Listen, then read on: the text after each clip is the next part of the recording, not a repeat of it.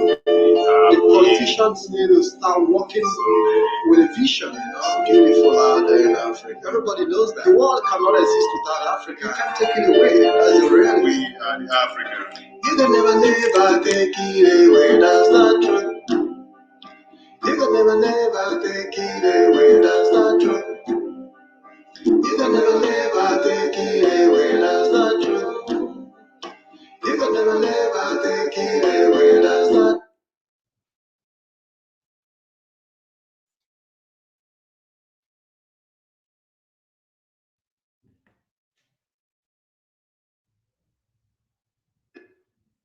Africa, everything it takes to make all the world happy. The future of the world is in Africa. We have everything. Everybody knows that Africa is a place where God breathes sunshine. Nice place. Yeah, everything the world needs in Africa. There's nothing, you can't take it away. That's the reality. The politicians need to start working with a vision. Beautiful out there in Africa. Everybody knows that. The world cannot exist without Africa. You can't take it away. That's the reality. We are Africa. You can never take it away. That's not true. You can never take it away. That's not true. You can never take it away. That's not true. Well, ụfọdụ ihe Chineke nyere anyị wee na-azụ ụmụ anụmanụ na-etinye ya ọgwụ oyibo. Ihe akịta na-akata elu n'ụlọ ezi ị ga-afụ ka a na-enye ezi ụfụ ka ha na-adị ọbụla ịchọkwara imetụ ezi aka ya kpara otu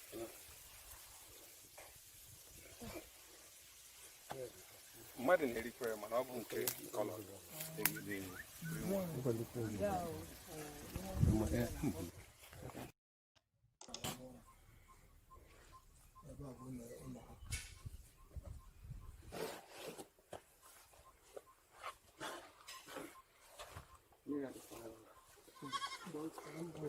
agwa ka bute mmiri ya gbara mmiri na-agụghị ihe ịchọtawana na in the afternoon eke ọgba na-abịa ebe a aṅụ mmiri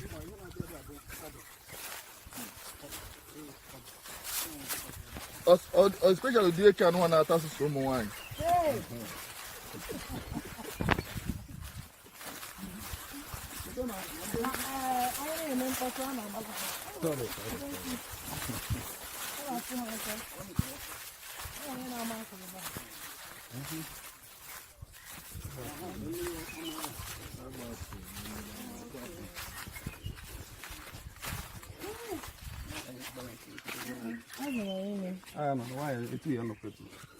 Is this the water?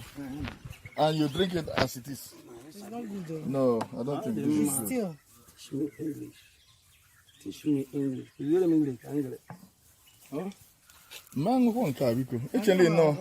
Actually no, a flowing different or coming out from the. Yes, we get it from here because it's easy for the family. You know, bamboo doesn't die. Oh man, here's how it's good to survive. You got the white plantain, wide one. Because it is so wide, very wide. But does it produce? Oh, banana, yeah, banana. What they produce, money take a very long time. Oh, wide, very wide. Okay, I can see. No. Yeah, the leaves of banana are slimmer than. Yeah. Which one you make here sometimes? Leak this one. You have to parboil it. If you open, you see the seed. Then the seed inside. You have to parboil it. Slide.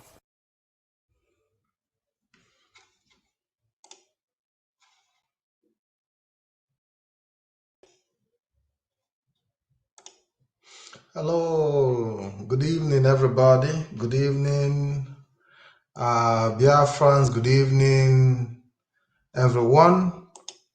We want to welcome you to Black and White Web TV. We'll be transmitting live, talking about agriculture, Today we'll be talking about Foodism War Gladiator by Professor Chinedu Abodike, who will be joining us any moment from now. And with me also is Mazi Solomon Peter, who would also be joining us any moment from now. So I want to welcome you, each and every one of you here. We want to say welcome to the program, and we encourage you to share this program, make it go around, tag your friends, invite your friends, because we'll be talking about the importance of agriculture and things that we need to know about agriculture, things that we are not taking seriously, things that we are taking for granted. We are here to open the eyes of our people to understand that we need to share information. We need to share information to be able to make our economy grow by educating our people on the things they need to know. We have actually done a lot individually, but it is time we do things collectively as a people, because that is the only way we can build our society and make it viable. So we will be talking about a lot of things as we wait and expect our guests. For many of you joining, we want you to share this program, make it go around. This program would be handled squarely on Black and White Web TV, and our Biafra television program would be done on Biafra television. So we have decided to make this program a Black and White Web TV program where people can actually express themselves, where people can actually have the opportunity to also participate fully and be part of what we are doing. So we encourage each and every one of you joining us to keep sharing this video. We are on YouTube.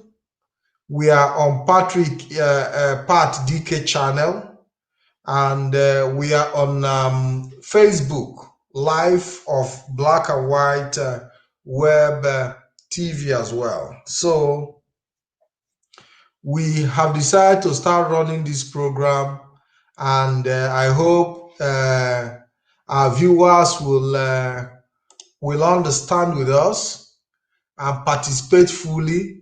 There's a lot of things you can learn. There's a lot of information going around, and I hope that this channel will be also a source of inspiration, a source of blessing to many, because that is the aim, that as we agitate for Biafra, we also have alternative means of communication so that we'll understand the economic need of developing our agricultural sector, which is, for at the moment, the major focus point we'll be looking at right now. We'll be looking at other areas in the future, areas of artisan and many other areas, but right now we are focusing on agriculture specifically. And tomorrow we'll be hosting Engineer Innocent Nani and Engineer Richard. Engineer Innocent is in Italy, and Engineer Richard is in the USA. These are all Biafrans. They are all Igbos, and they are bringing their knowledge to our people, because we've had situations where our people hide their knowledge. They keep it to themselves. But we cannot succeed as a people on individual basis. If we are going to build a viable future nation, we cannot succeed individually. We can only strive as a people working together in, as a community, So that is the reason why we have decided to set up this channel, to be able to make people understand that individual success has no meaning. Individual success has no meaning. We have tried that in the past and we haven't gotten any reasonable result. A lot of people are holding very, very important and viable information that will help others. They keep it to themselves because they don't want others to benefit. They don't want people to learn. But we are here to open the eyes and mind of people so that a lot of people with the knowledge and the right information can come forward and use this channel to educate those who are ready to learn and also help you implement as well. So on Black and White Web TV, we have decided to set it up, make it educative. And I can tell you that our program here would be, for now, based on the program line, we will be hosting twice in a week, maybe possibly Friday and Saturday.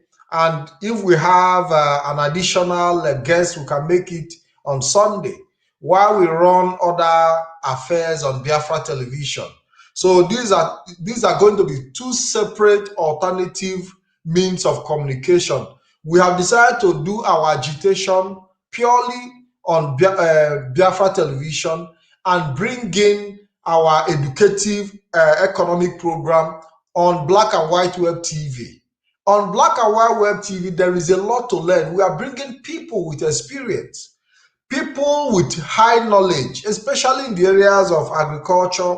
And in the future, we also hope to get other professionals in other areas so that it will help people to make decisions where they want to key in. Because you can't be talking about building a Biafra nation, a future Biafra nation, and you don't have basic economic plan, even during the agitation process. So we are not just going to wait for Biafra to come before we start preparing ourselves. We are being proactive. We are being proactive. We are trying to see how we can prepare ourselves ahead of time, as such that when Biafra come, we'll be going into Biafra land as a prepared people, not just wandering into it because we were not prepared. And that is the reason we have decided to set up Black and White Web TV. So I encourage you to share this program. I know it is a new network, but we can make it grow. We can build it up. Go and like the page, like Black and White Web TV page. We have the page also on YouTube. We have it on Facebook. We have Patrick Ikem channel as well, where we're also transmitting live right now. So, and we'll be giving people the opportunity to participate, to be part of what we are doing, as such that at the end of the day, you will come out a better person. You come out a better person with knowledge, because the amount of knowledge at your disposal determines how far you can go. If you have little knowledge, your effort will be limited. But when you have vast knowledge, your effort will be easy, and you can never determine how far you can go. So that is the reason we are bringing up this program, creating this channel to inform our people. You see, there are lots of opportunities out there. There are lots and lots of opportunities, out there. But because of lack of information, people keep wallowing, keep moving without direction. There are a lot of things you can do, especially in our local communities, in our villages. And we've already said it before, that we want to take the wealth back to our local communities, to our villages. We want to return wealth back, because we have the land, we have the resources, we have everything it takes to feed ourselves and also feed the world. But today here we find ourselves in a situation where we have to depend on our enemies for food, which is very, very bad. Now we see the price of onions because some group of people decided they are not going to supply onions to the south, and we are, we can no longer cook with onions. We have shortage of tomatoes, and even when these things are available, the cost is high.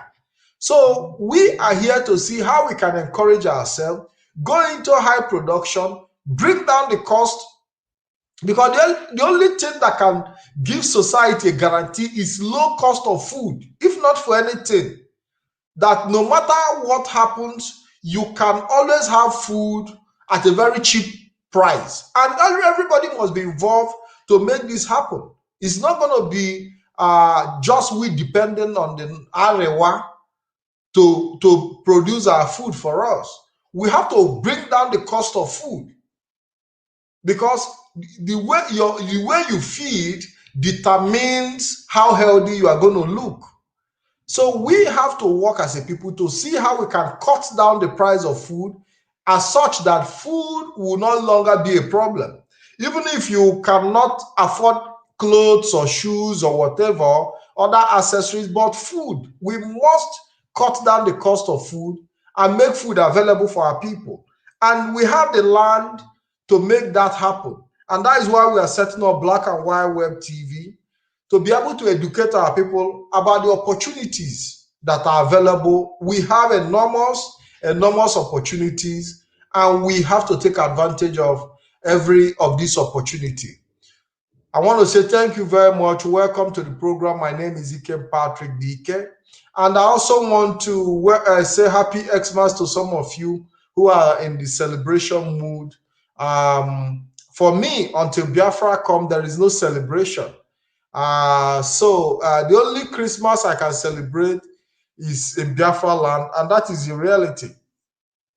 So we want to say welcome to the program. Namdi Kelechi, welcome to the program. Thank you for your comment. I want to see more comments. Help us share this program, please. Help us share it, make it go around, because it is very, very important that we have more people joining and join this program with us.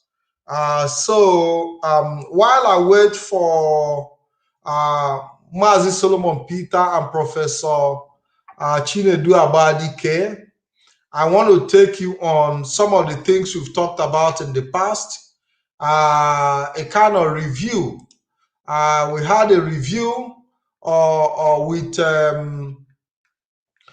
Professor Chinedu Abadike, who you can see here on this picture. This is Professor Chinedu Abadike, who have taken us on tour of the opportunities that are available, how you can harness our land, how you can make production of agricultural products and food available for our people. The opportunities are bound. Opportunities are bound. These are some of the things we have gone through. The pineapple. This pineapple you see here is in Biafra land. They are not anywhere. They are not in other parts of the world. They are in Biafra land. And these are the things we are talking about. That there are lots of opportunities. There are lots of opportunities. This is a banana. They are all in Biafra land. These are not Photoshop. These are not Photoshops. These are real products that have grown in our land, and we have to make sure that we don't let some of these species disappear. So we have gone through some of these lectures, and these are maize. This is maize in Biafra land. It's not in Asia, it's not in America, it's not in Europe. These are products in Biafra land. And that is why we are bringing these things forward, so that our people do not, go about looking for opportunities where there are no opportunities. that we have lots of opportunities in our land and we can take advantage. Why is it that Fulani herdsmen are taking over the land? Because the whole place is empty. Our land is empty. The forest, nobody is cultivating them. Nobody is taking advantage of what we have. And other people, foreigners, have to take advantage of it. If we abandon our land, nature abhors vacuum. If we abandon our land, people will definitely take advantage and reap the benefit, the good of that land. But if we all come together, just using a platform like this to make our people understand the need to go back into these bushes and develop them and grow crops there. Now we have the Eastern Security Network. The work of the Eastern Security Network will be useless protecting the land that we are not even using.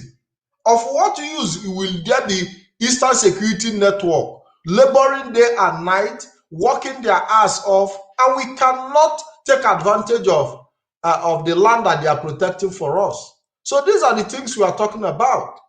These are the things we are talking about, that we must go back, to the basics. We must go back to the basics and start cultivating our land and making it viable. I can tell you that from the teachings we've got so far and information we've got, apple can grow. Apple can grow in Biafra land. These are apples that are made in Biafra. These are apple. Biafra apple. These are Biafra apple. Different fruits. This is Biafra apple. So, and Professor Chinedu Abodike have opened the eyes of many following this program that the land is there. The land is there. The land is available. The land is available. So we are working on series of things. Michael, Elio Mazi, how do we get involved in these marvelous opportunities? Can we get in touch, please? Definitely. I'll be putting the number on the screen later so that those who want to call in can call in. We are working out a system that can help our brothers and sisters in the diaspora to also even invest without even going to the farm, without being on the ground, in such a way that your investment can be monitored through your application on your phone. And if you also want to send somebody to go and help you look at your farm, you can send a family member to do that for you while you monitor the progress of your farm on the phone without even being on the ground. So these are the things we are looking at. We have, this is vine. This is wine seed. The seed you use in making wine. This is where you extract the wine that you drink. The foreign wine. So this seed can grow in Biafra land. So we can actually make wine in Biafra land. We can make wine in Biafra land. And we're also looking at the possibility of also our own wine as well, Nkwenu, how we can take it to industrial level. Because these are opportunities. These are opportunities that we find in our place. And we cannot ignore them. This is cassava. The last time Professor Abodike was here, he told us that this cassava is not even for consumption. That they didn't grow it for human consumption. It was grown for pigs. It doesn't mean that human cannot eat them, but they grow it for pigs because they need food to feed the pigs. So you find out that you can actually grow animal feed as well. There is enormous opportunity, enormous. So you can decide to grow you can create a farm that you can sell off for those that are rearing animals. So you can have a cassava farm and decide to sell it to those who are rearing animals. You know, so see the kind of opportunity that we have. It's enormous. It's enormous.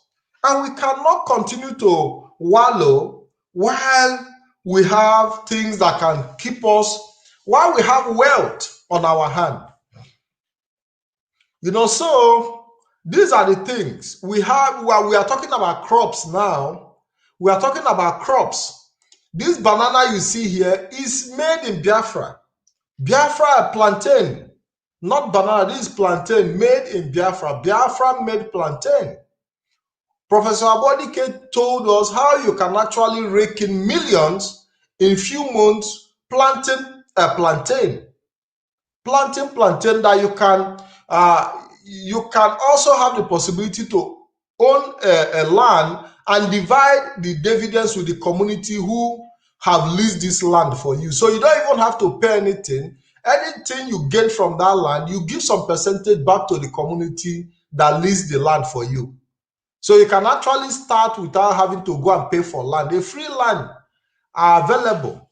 Free lands are available. You know, so these are the things we are talking about. Professor Abodike told us about this pawpaw for medicine. The seed can be used for medicine. You know, he was here with us, and so for some of you who followed us, you can attest to the knowledge that you've gained listening to him, and I hope that he joins us in the next few minutes. I hope that he joins us in the next few minutes. So these are the things we are talking about. Please help us share this program. Help us share this program. If you haven't shared this program, I will know if you haven't shared this program. For many of you watching me from Pat DK platform, this is okay. Many of you watching me on Black and White Web TV, you can share this program. Yes, Marcus Joseph, you have shared the program. We have, let me start reading to tell you that I know people that share this program. We have Annie Best have shared this program.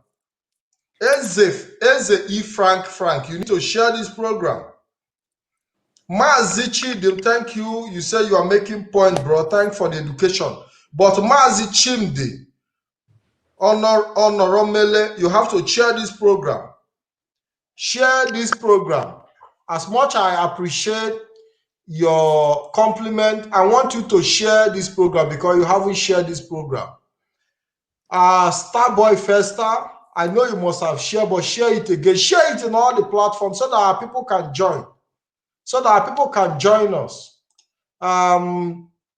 We saw the cassava. Look at cassava that is made in Biafra land. Cassava. This is not Europe. This is not Asia. This cassava was made in Biafra land. Mazi Solomon, welcome to the program. Thank you so much, Mazi Pat. At my end, I've already finished celebrating the Christmas, but that will not stop me from saying Merry Christmas to many of our people who are all over the world, who might also be in a position of celebrating Christmas at this hour. At my end, it is a Boxing Day. Today is 26th December 2020.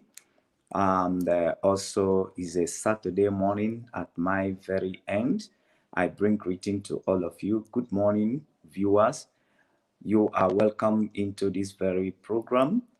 We love you. You are the reason why this program is being run at this very hours. I know you are everyone is on the merry period, but it's very, very important we bring this program on your way at this very moment, because we are actually taking the lead, and this time around we will stop at nothing rather than making sure that all our villages and all our communities, there is wealth creation. So that is what we are looking at. So it's very, very good you join us in this platform. We want to make it bigger. We want more people to get involved into what we are doing in this very platform. Please endeavor to share this platform to all the groups and all the pages. Endeavor please to reach out to people this program that we are running at this very moment, because it's educative, it is motivative, and it's also giving an opportunity for wealth creation. So very important. So I just finished speaking with Prophet Chinedu Abadike, which is one of the guests we are expecting in this very program, a man that is the ground, because it is time to follow people who are practical with things, not people who base their activities on theories, who will always come to tell people theories without any action. Shineda Abadike, Prophet Shineda Abadike is a man who has gone through a research, and he's practicalizing what he has researched. He's showing us the value of the lands that are in Biafran. He's showing us the value of our environment, and how we can invest in agriculture and have abundance, even aim more money than what we are aiming abroad, than what we are aiming wherever we are, than what we are aiming from the container that we are importing from outside, than more than what we can aim from the business and the shop that we are putting here and there, and people are collecting revenues. So yeah, so he's about to explore, to tell us the number of wealth and the capacity of wealth that is in our land. And we are here to reason how can we cooperatively go um, uh, into these cultivations, and then be able to get the maximum benefit and the maximum gain that can advance the economic of our people, that can advance the economics in our village. So like as we normally said in this program, that when you watch out today, you discover that everyone is running away from our villages. We have different problems, but we discuss them one per time. Like in the other hands, we have insecurity problems, we have infrastructure problems, and we have even governance systems problems. But all the problems should not be solved at one time. The problems should also be attended one per time. Now, in the issue of the insecurity problems, we have seen the IPOP coming up with strategies as to help the insecurities. Then, if as the insecurities are being helped by the IPOP leadership, we'll also be looking at how do we make the maximum profit out of our lands, out of our bushes. How do we feed ourselves? How do we advance our economic values that are in the village? How do we use those economic values to create wealth in our village? Because you can see that people are running away from our villages. They are running away just because they felt like there is no opportunities. They felt like there is no economic there is no economic viabilities. So they are running away, looking for greener pasture, taking higher risk in order to get things done, in order to get the money they need to support themselves, in order to be able to make wealth. You see them running to other countries and to other nations as for them to make it happen. While in our own country, in our own land, in our own villages, we have such a big wealth that other nations are envious of, but yet we are not cultivating the land, yet we are not investing into those things. It's covered. So it's very, very important that we hold these very discussions. Very, very important.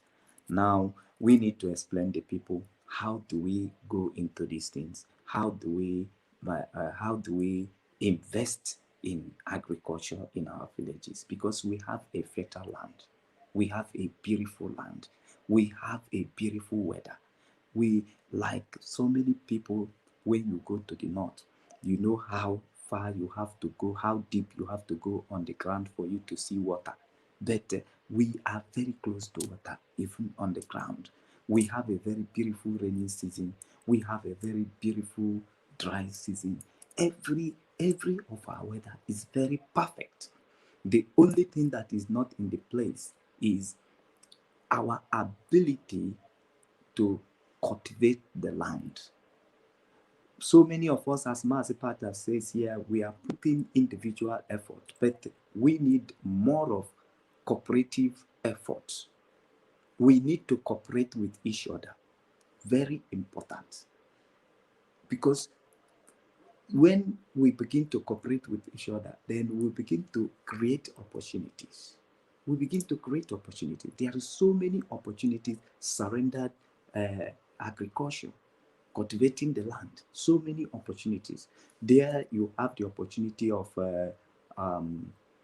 what is it called? The opportunity of food processing, food preservation, packaging, process. All these projects are all resolved around agriculture. And you have farming. Okay, you have farming inclusive, and you have herbs. Our native herbs in healing, there is most of the things we cultivate are herbs for our health. You know, herbs for our health. So there is also the aspect of herbs in agriculture. We need to cultivate those leaves, those trees that can be used to treat sickness. Because a healthy environment is a happy environment. And all these things are surrendered agriculture. Let's take, for instance, today, when we see a medical institution. Now you see how big medical institution is, and you see how people, the Westerners could have, you see how Westerners use medical institution to create a lot of job for people. There you have nurse, there you have doctor, there you have pharmacist, there you have support workers. These are all under medical institutions, you know. So it's the same thing with agriculture, that we can use agriculture to create a lot of job for our people. We can use agriculture to create a lot of job for our people. It's very, very important. And that is what we'll be discussing here.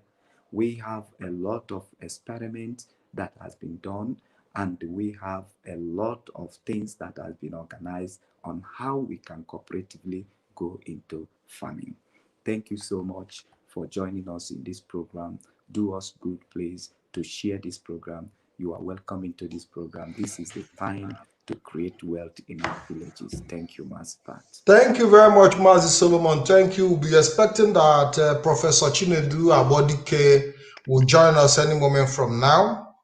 I'm happy you've gotten in touch. I've also sent him a message right now that he should join and bring the knowledge. We have a lot of things to talk about today. I've taken us through our past episodes of things we've talked about in the past. I've taken you through a series of interaction we've had in the past. Here is Professor Chinedu Abodike.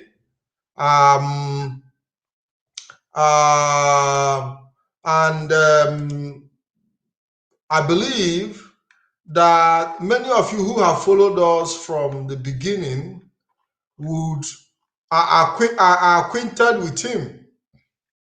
You all know who Professor Chinedu Abodike is. In the next few minutes, he will be joining us. He has sent a signal to me that he will be joining us. And we talked about a series of things. We've talked about the pineapple. My father was into pineapple orchard. I grew up inside the pineapple. So I understand exactly the importance, the value that pineapple can create Professor Chinedu Abodike have also told us how you can use this pineapple as a sort of disinfectant. Today, you see coronavirus ravaging everywhere. Pineapple can be of great source of disinfection to make sure that you are not infected with the virus by boiling it with hot water and drinking it. Very simple. Professor Chinedu Abodike made us to understand that we can actually boil pineapple and drink the water to keep our body system sterilized. And he talked about the banana as well. Look at the banana that we have in Biafra land. These products are not made in Asia. They are not made in Brazil. These are the things you can harness in Biafra land, going through the normal process of planting and fertilizing and all of that. Look at this wonderful maize. Look at this wonderful maize. And Professor Chinedu Abodike also told us how we can actually plant one seed and get multiple, a bountiful harvest. And these are the things we are talking about. In the middle of the journey for the children of Israel seeking for their freedom, manna fell from heaven because they requested for it. Manna fell. And I believe that in our struggle, on the journey for struggle for Biafra restoration, we can still enjoy this manna that will fall if we all put our prayers together by going back to the farm. And for those in diaspora, you have the opportunity, like I said earlier, to invest even from a distance, and you also enjoy with our people in Biafra land without even stepping your foot in Biafra land. So you can actually enjoy Biafra land while you are still abroad, investing. You can invest into equipment. You can invest into equipment, agricultural equipment, because farmers need this equipment and farmers cannot afford it. The farmers cannot afford this equipment. So 1 or 2, 3, 10 people can come together, get an equipment, put it on lease, and the farmers can get them on lease. And they pay you get your returns. These are agricultural equipment that you can invest in, because now one person might not be able to have all the money to get all these equipment, but you have a system which we have created. Oriental. The Oriental is a company that has been set up to help our people in the diaspora to put their investment in agriculture. So through Oriental, you can make investment in any area of your choice, as such that we can have equipment that can move from town to town, village to village, planting and harvesting. So you find out that all hands will be on deck in this project, and we all enjoy the fruit of this labor together, because these are the things we've lacked over the years. When somebody finds opportunity, he seizes that opportunity. He wants to enjoy this opportunity all alone.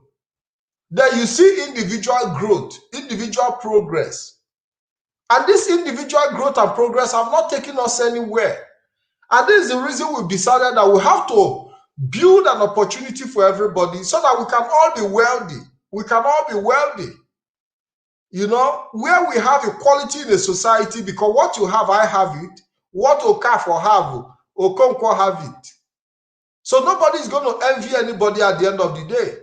So these are the things we are trying to establish through the Oriental company, who is at this time managing assets of our people, putting them into agriculture and making sure that you get the desired result. Mazi Solomon, I want to see, because I've talked about what we've, because I believe that there are some people who are following us for the first time in this program. They didn't follow earlier editions, but we are, and also for those who followed our earlier editions, to refresh their mind on things they have learned as well, so that people's mind will be afresh, will be refreshed with things we've done in the past, to be able to give them the opportunity to make good decisions. Mazi Solomon, there is our brother who called from Austria and said that he would like this program to be an Igbo affair. And I told him I'm going to contact you, that we should speak Igbo language and all that. And I told him, well, we're going to put it into consideration. And I contacted Mazi with the idea, and Mazi will be here to give response to that, because it's very, very important we address every issue, sequentially, so that people will be able to understand where we stand and their ideology behind Black and White Web TV and what we intend to achieve. Mazi, can you please attend to this issue of using Igbo language to talk about the opportunities and things we are doing on this platform? Thank you so much, Mazi Patrick, for bringing me back at this point. Now we are actually wanting to liberate our people, and we are following the footsteps of Mazi Nnamdi Kanu, who is the leader of our indigenous people of Biafra. His effort into using agitation to unify our people that were divided by the colonists and by Nigerians, by the instrument of the governance in Nigeria. What happened in the entire, this program is all about all our peoples in the entire eastern region. So we are looking at a language that is that you can use to relate to everyone, because it's not all the people in the eastern regions that understand Igbo language, because they didn't have time to be able to develop like a common language, like the way it is being done to Yoruba land, or the way it is being done in Hausa land. So I still see the need for us to continue the program in either English or broken English. So we are not here to do Igbo speaking part of Biafrans or part of Eastern regions thing. We are here because this farming system is connected to our people all over the Eastern regions. So we are looking at a network, a kind of a business institution, which you can register to be part of it, which you can come to be part of that business that coordinates farming in the whole Eastern region. We have seen how cooperatively and Mazi Nnamdi Kanu gathered Biafrans all over the world and into the agitation for Biafra. So we can also, in the same way, assemble ourselves to come together to venture into the farming in our land in order to ensure that we feed our people and we also make profit out of the farming system. So I don't think holding this program in Igbo language will do us more good, because what about people who are in the eastern regions that wanted to benefit from the program? Amazi, don't forget that we also have our people in the eastern region who are also in other areas of agriculture. And they themselves need this awakening. They need the education we are offering. Yeah, like our job brothers who are into fish farming, we are here to also enlighten them on how to take advantage of their waters that is being polluted by oil today. And I can tell you that Professor Chinedu Abodike is live with us, and in any moment from now, I'll be bringing him in. So Mazi, can you please round up before I bring Professor to the program? Yes, thank you. So now what we wanted to do is to educate everyone in the eastern regions. We need to feed ourselves. Even though we are going through this struggle, We cannot depend on the foreigners to be feeding us. We need to develop our own agriculture to the point where the whole regions will be depending on what is happening, on what we can be able to produce, in agricultural produce we have. That even that not only feeding ourselves, that we can equally have enough to export. We can equally have enough to sell to other people because our land is fertile. So what we attend to now, we are looking at the equipment first. And what are those equipments that we needed? In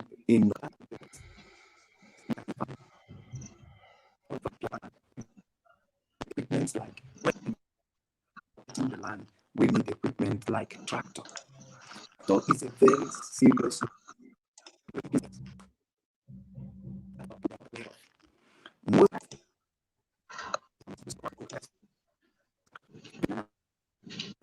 when you hire the equipment, Mazi Solomon, I think you are having issues. You are having issues with your voice from my end. I can't hear you clearly, so I'm going to remove you to let you come back in the next few minutes. Professor, welcome to the program. Good evening. Hello, Professor. Can you hear me? Professor, you are live with us. You are live on the program. Welcome to the program, Professor.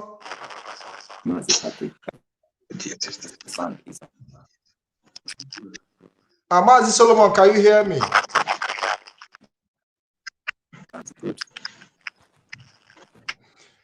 Professor, are you there? Can you hear me?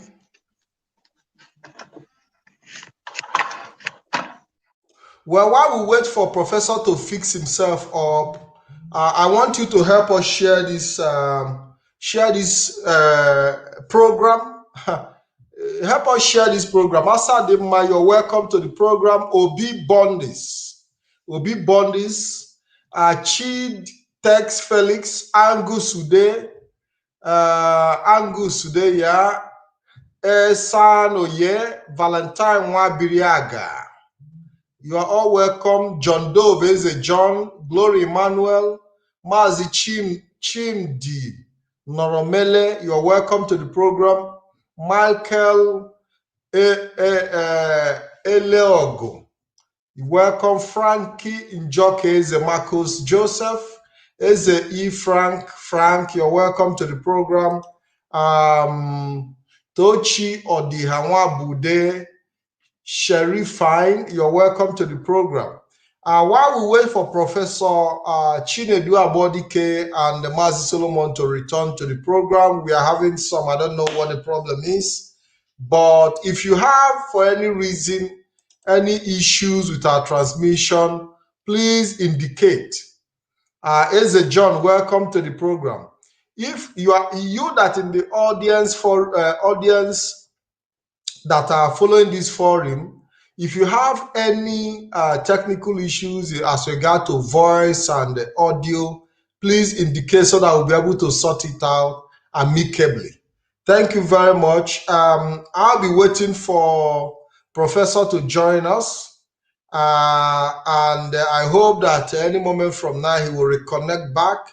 You know the Zoom network and how it works, because Professor is on the ground in Biafra land, and he will be transmitting live from Biafra land, talking to our people. And hello, Professor, good evening.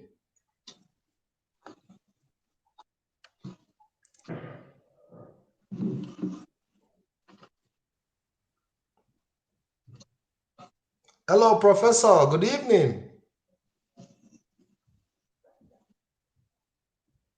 Hello, good evening. Yes, welcome to the program. I'm hearing you. Hello, I'm hearing you. Thank you, Professor. Welcome to the program. Yeah, sure. Everyone can see you. Yeah, good evening here. Good evening here. Yeah, Professor, I think I'm hearing you.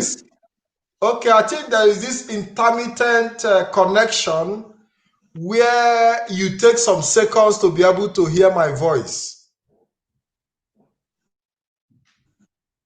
Okay. Yeah, so I want to say thank you very much. Can you please greet our Hello. audience? We have a lot of people following you. A lot of people have been waiting Yeah, for welcome. you to come back. I'm listening, I'm hearing, and I'm ready to take any question. Okay, a lot of people have Oh my God. are waiting to hear from you. I have taken them through our past discussions, past editions. I have shown them the products that you made in Biafra land. Professor is out again. This is Professor Chinedu Abodike, and he has shown us in the past editions what he has been able to do, not what he's to do or what he's going to do in the future, what he has been able to achieve, what he has been able to accomplish. And based on that accomplishment is what we are bringing to you, bringing your attention so that you'll be able to participate. You'll be able to participate, and we want everybody to participate in this wealth that is in our land. We want everybody to be part of it.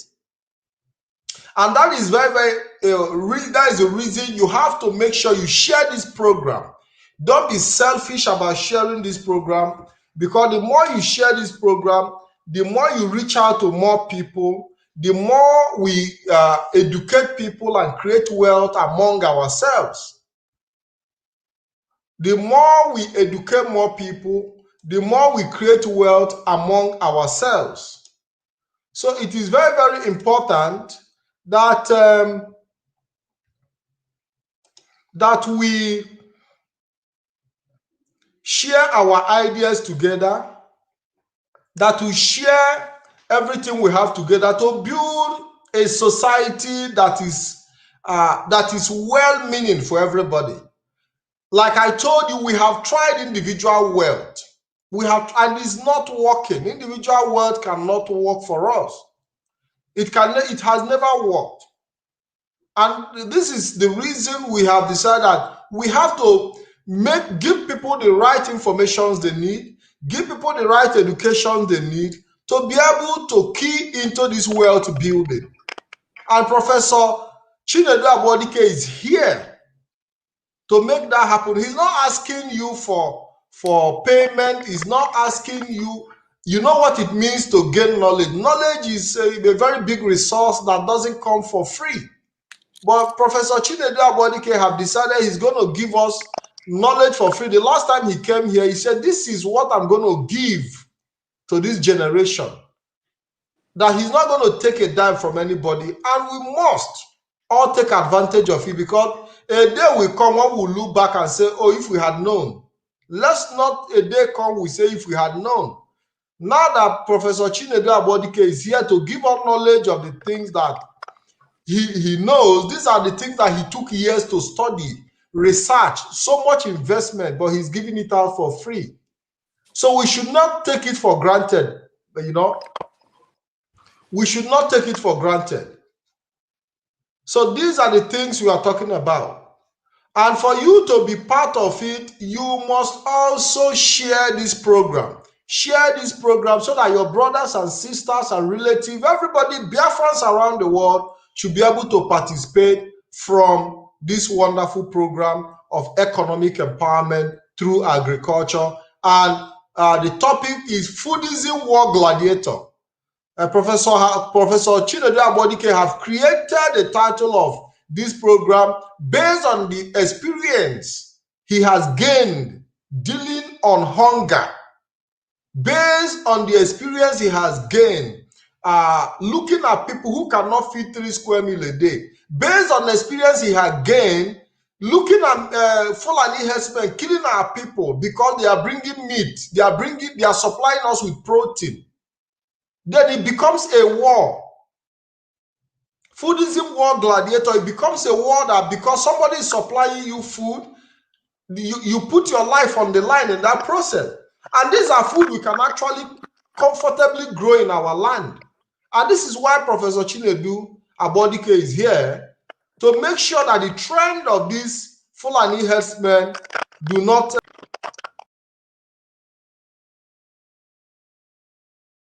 see how Mazi Solomon Peter, welcome back. Yes, thank you, Mazi Pat. There is something that is happening on the background. That's why I went out. So I don't know, the audio was not clear at my end. So I went out. So before Chinedu Abadike comes back, we are looking at, because so many people will be asking, how is this going to take place? How is this going to happen? Now, it's going to happen in a very simple way. In a simple way that is going to happen is that we have created a body. Because if you depend on the ministries of agriculture in Nigeria, in your state, they are not helping issues, they are not helping matters. All the government, all the arms of government, governance in Nigeria is corrupt. The money that's supposed to be releasing, the money that they're supposed to be releasing to the farmers, they are not giving it to the farmers. The assistance they're supposed to be giving to the farmers, they are not giving it to the farmers. That's why we are backward. The research and the advancement they're supposed to be bringing into the farming sectors, they are not doing that. For a matter of fact, you never see people who are working in agriculture that you see them in the farm. They don't go to farm. Mazi, we are having this same audio problem. We are having this same audio problem. Offices. We are having same audio problem with Mazi Solomon. Hello, Professor. Welcome back. Hello, Professor. We can hear you. We can see you clearly. Welcome back, please. Professor, you are live. All right. I'm listening. Continue. Professor is still sorting himself out. Let's see if we can. Hello, Professor. You are live on the program. Welcome to the program. Because of net.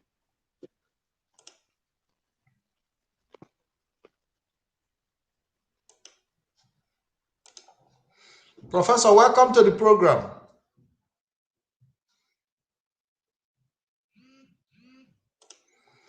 Yeah, so Mazi Solomon, we are having audio problem from your end. I don't know what the problem is. Pardon? I don't know what the problem is. You are having very serious audio problem. You are not coming out clear. You are not coming out clear. Your audio. Check the format you are using in the something is to be sound, because I can hear this. I can hear the sound, the bad sound coming from your own end. I don't think it's from my own end, but I think I have to go out and come back again. Just give me 1 minute. Give me 1 minute to be back. Let's see if it can be sorted out.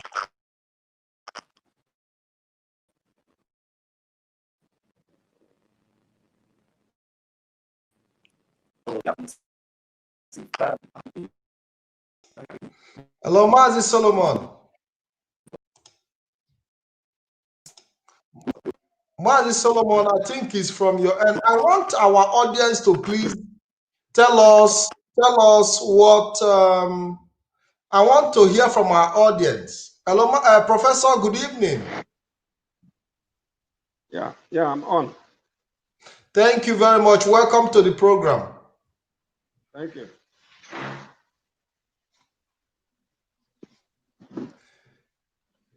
Thank you very much. Happy Xmas, Professor. Yeah, thank you very much. I'm on now. Yes, you are looking absolutely good. Your face is shining, and we are happy to have you here today. Yeah, I just finished eating rice and salad. That is a wonderful meal. That is a very wonderful meal. Anyway, Yeah, Professor, back to business. Back to business. Our people have been waiting for you. In the past few weeks, I've seen people call me. I haven't even been able to attend to all the calls. There are a lot of people who want to have direct contact with you. They still need more information from you. And but on this particular edition, we've taken people back to the basics where we started this journey of enlightenment from. And I want to look at what we've shown them, how agriculture used to be, how and what our villages are still doing right now, using the shovel, using these minor farm tools that are supposed to be used for gardening, to cultivate land, to cultivate hectares of land. Looking at these tools, you know that they are not the kind of tools that can provide enough food for our people. And we've told our people that we need to move from here, from these tools we are seeing, to these tools, from here to here. Professor, are you there? Are you following?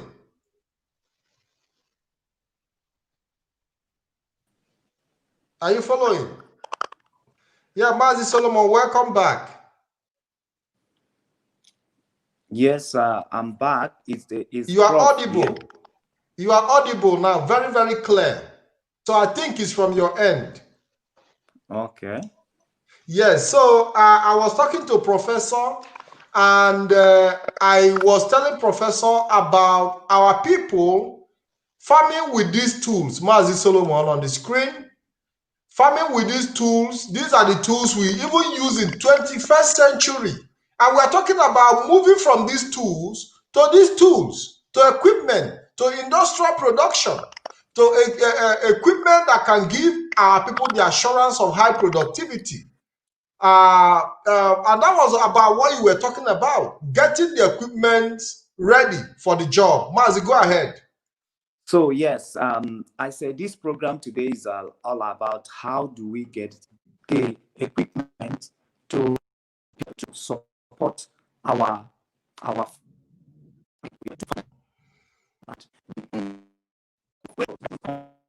Mazi Solomon, I think you have to look at your system. You have to look at your system. You go out, you come back, you are better. You start again and it gets worse. So I think you have to look at your system. If it means switching off your phone and rebooting it and on it back again, even if it's going to take you 1 or 2 minutes, I will be glad for you to do that. Professor, are you there now? Yeah, I'm there. Okay, beautiful. So I was talking about the tools we were using in the past for agricultural produce, that we need to upgrade from these tools, that these tools can no longer serve the need of our people, that we need to move to this, Professor. Yes, I can see. That we have to move from here, because this is 21st century. We need to compete with the world, and we cannot continue with the shovel and the digger and all this. We have to move to this. Yeah, life is dynamic. That can guarantee food on our land, that can give us enough food for the future, for preservation. And if we have to go into export, we cannot export food that we did with these tools. Professor, are you there? We cannot export food, because these tools cannot give us enough for ourselves, talk less of export. For us to have the capacity of exporting, for us to have even the capacity of feeding ourselves, we must move to this tool, to this equipment here on the screen. Professor, go ahead. Yeah, we need to move from place to where we are, where we were, to where we are, to where we are going to be, because life is dynamic, not static. So for us to have natural, fertile soil that will give us organic food that can feed the world today has gone berserk against organic crops. So we stand position now. We're in a position to feed the world through our organic food crops that are obtainable naturally from our land that is has a high level of fertility. So we can use these tools to produce enough food, not for ourselves, but for the world. That's what we can. Then we need investors who will invest. The land is now available, which has been the most difficult thing to get at, but the lands are now available.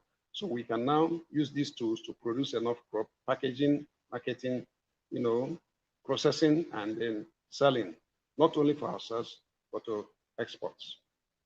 So those are the equipments that we need now, not hoe and knife. Those are ancient, I think 18th century technology. Yeah. So, Professor, we've talked about the products that you've been able to create, organic products like the pineapple, and also how pineapple is not just only for consumption in terms of food, but also for medicinal purpose. We talked about it in the past. We are also bringing it again so that for those who have forgotten or for those who didn't follow us, we'll be able to understand that the pineapple that you see cannot just be only for food in terms of consumption, but also can be used for medicine.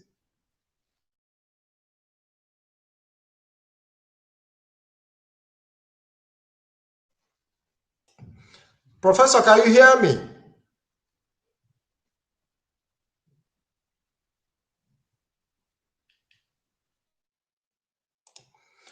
So Prof is out. As you know, we have to excuse because of the network in the zoo called Nigeria. Until Biafra comes, we might never get it right. So like I was saying about the pineapple and how Professor have explained to us what we can actually benefit from the pineapple. That the pineapple is another source of medicine as well. Professor, are you there? Yeah, pineapple is a source of medicine because it can make the body alkaline. Now, there is no virus, bacteria, or fungus that can survive in any alkaline oxygenated internal environment. Pineapple can make your body alkaline in 7 days. Warm pineapple drink, they call it. So it's part of the things we must produce. Food is not only for eating. Health and wealth are put together as coin paragons, which we must be able to harness. Not only the food, but the health part of it. That's why we call it health, wealth, and food production. It's called FOODISM water. So, Professor, we also saw the banana. You made this banana. We've talked about it in the past, but we are bringing our people. Our people can easily forget. So it is very, very important you bring them back so that they will be able to understand. Also remember, for many who have gone through this program, and help those who are coming to know where we started this journey from. This banana was made in Biafra land, not in Brazil, because we know that Brazil produces a lot of banana. We know that places like Philippines and other also produce banana. But this banana, as fresh and beautiful they look, is from Biafra land, if I'm not mistaken. Yeah, in Biafra land, yeah. Which part of Biafra land was this banana produced? Yeah, let me say something. You said something that is very funny. Some people will forget. Banana alone can make you to remember. Banana itself, if you don't have sugar problem, is a remembrance plant that makes people to remember, to have retentive memory. So those who have forgotten, let them eat banana. So, Professor, you mean that banana can help improve your memory? Yes, yeah, it helps retentive memory. It can help you to retain your memory. And also, banana can help you to sleep, assuming you don't sleep. Then you take tablets. All you need to do is to bring 3 bananas, cut them into 2, put it inside, and then including the back, and then bring it out and drink the water. While you're drinking it, you sleep off. So we have worked on that. Professor, hold on. Please, can you please repeat it? Is it a ripe banana? There are 2 things bananas can do now. There are several, but let's mention 2. 1.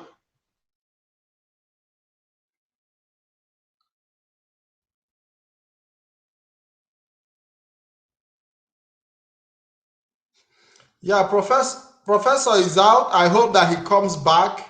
But Professor was trying to explain the importance of banana and how banana can be of great help to your memory.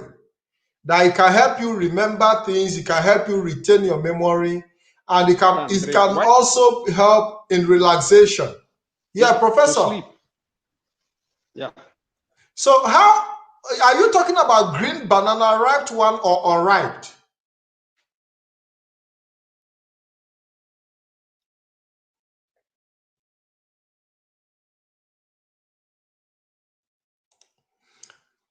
While we wait for Prof to come back, I hope that he does come back because he has a lot of explanation to do here so that our people will understand the importance, the medicinal importance, not just the food, but also the medicinal importance of the crops that we grow and the need to venture into this sector because it is more profiting than even the crude oil that you have today that the zoo is running on.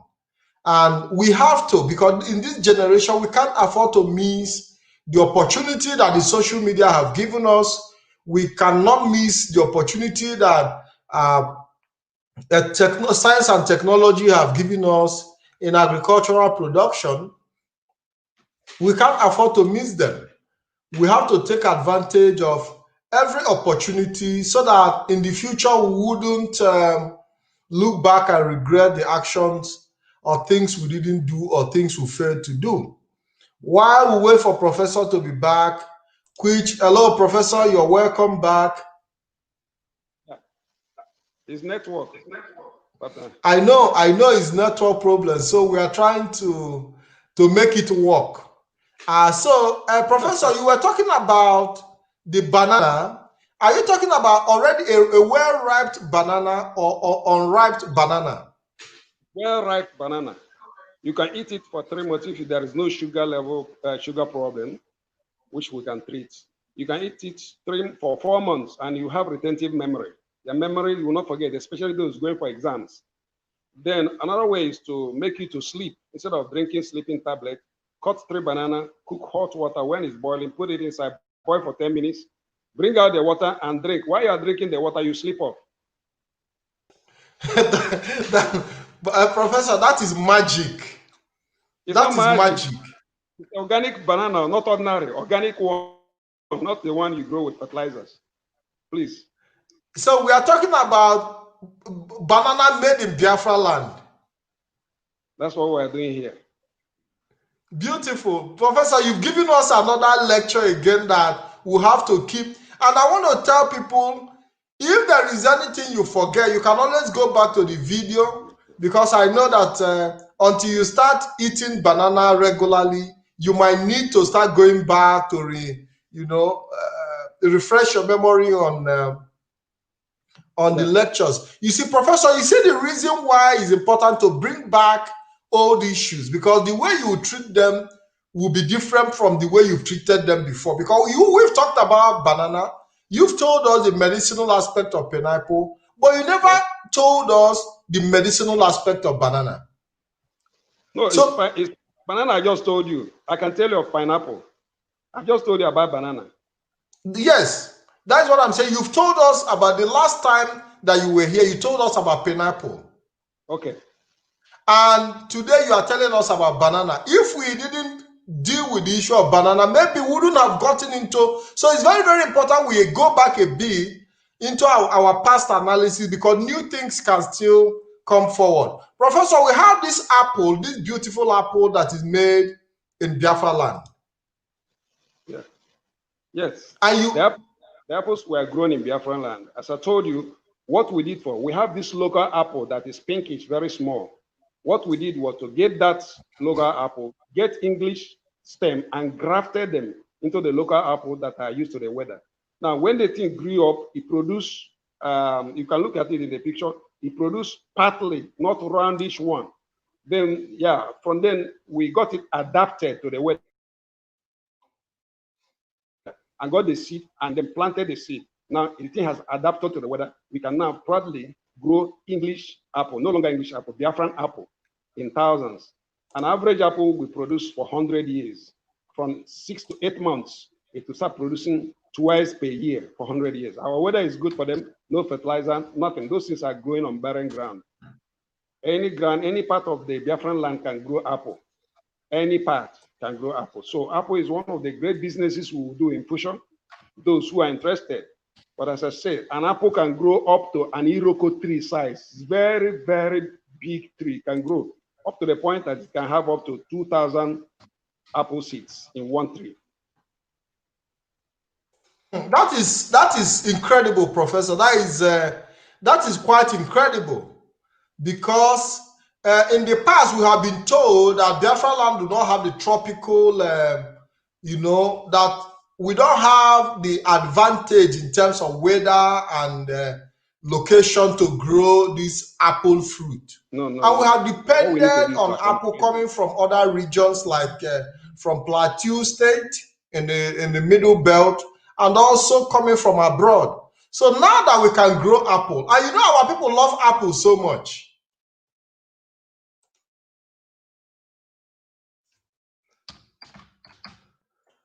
Professor, are you still there? So let's see if we can bring in Mazi Solomon Peter. Hello, Mazi Solomon. Good evening. Once again. Thank you, Mazi Pat. I've been having some technical problems, which I'm trying to fix up.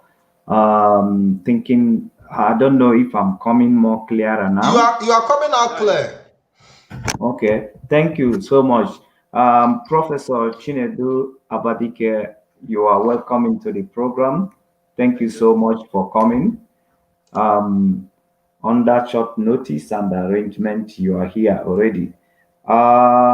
Chinedu, Professor, I am talking about instruments to drive this agricultural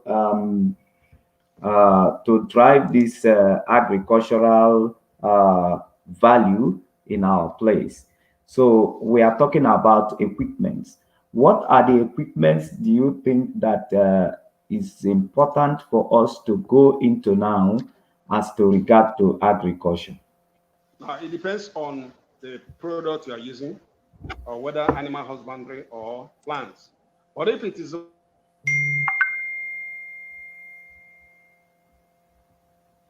yeah, I think Professor has issues.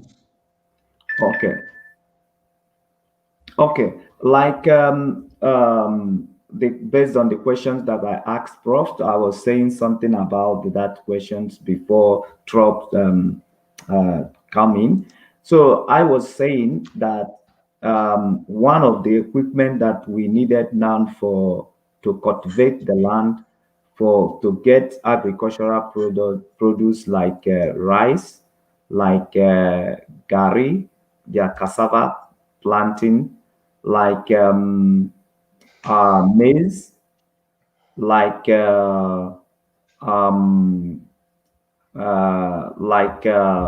tomatoes, and all those produce that we are using, like vegetables.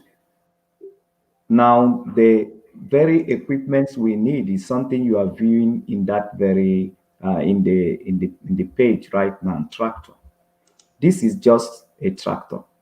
This is just a machine. Now, this machine is being used to take away most of the hard labors that our people are putting into farming. Those hard labors those human powers, those human struggle to cultivate. This machine you are looking at is what takes away those struggle and those hard work, those human power. So now what does this tractor does? This tractor is being used for one, plowing. This tractor can be used for slasher equipment, that equipment, the one that cuts the grass, and it can be used for plowing, the one that actually turn the sand upside down.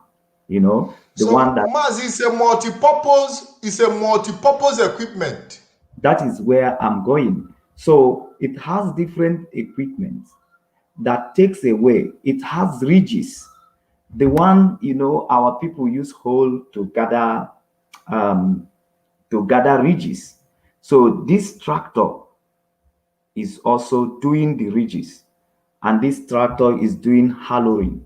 You know, after you have plowed, then the ground, the sand, you need to lose the sand and to make them level ground for cultivation or for planting. Now, this tractor also do that very one.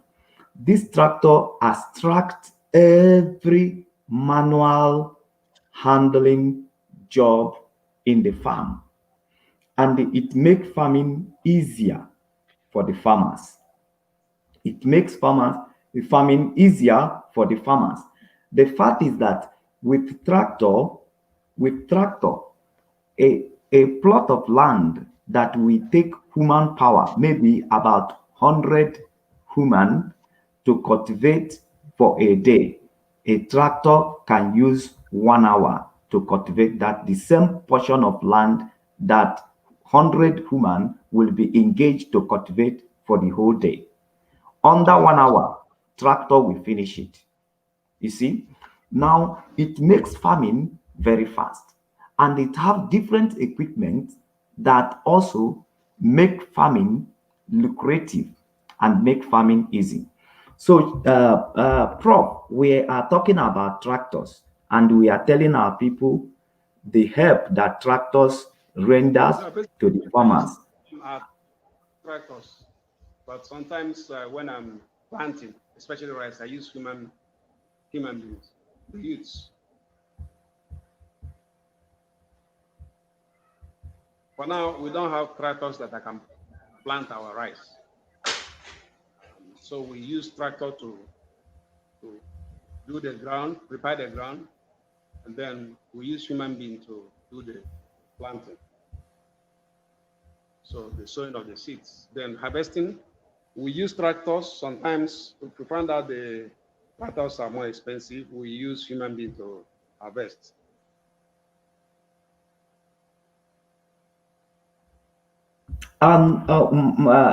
Prof, also, there is a machine that is called harvester.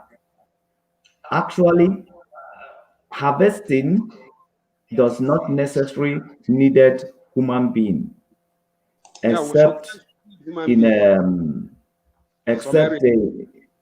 in a peculiar circumstances. Yes, yeah. Yeah, but when we are talking about mechanized farming, we are looking at here where our people can engage these equipment, these tools into farming, because the reason why the product in our place, the farm produce in our place is limited is because we don't have the equipment to advance the cultivations of those farm produce.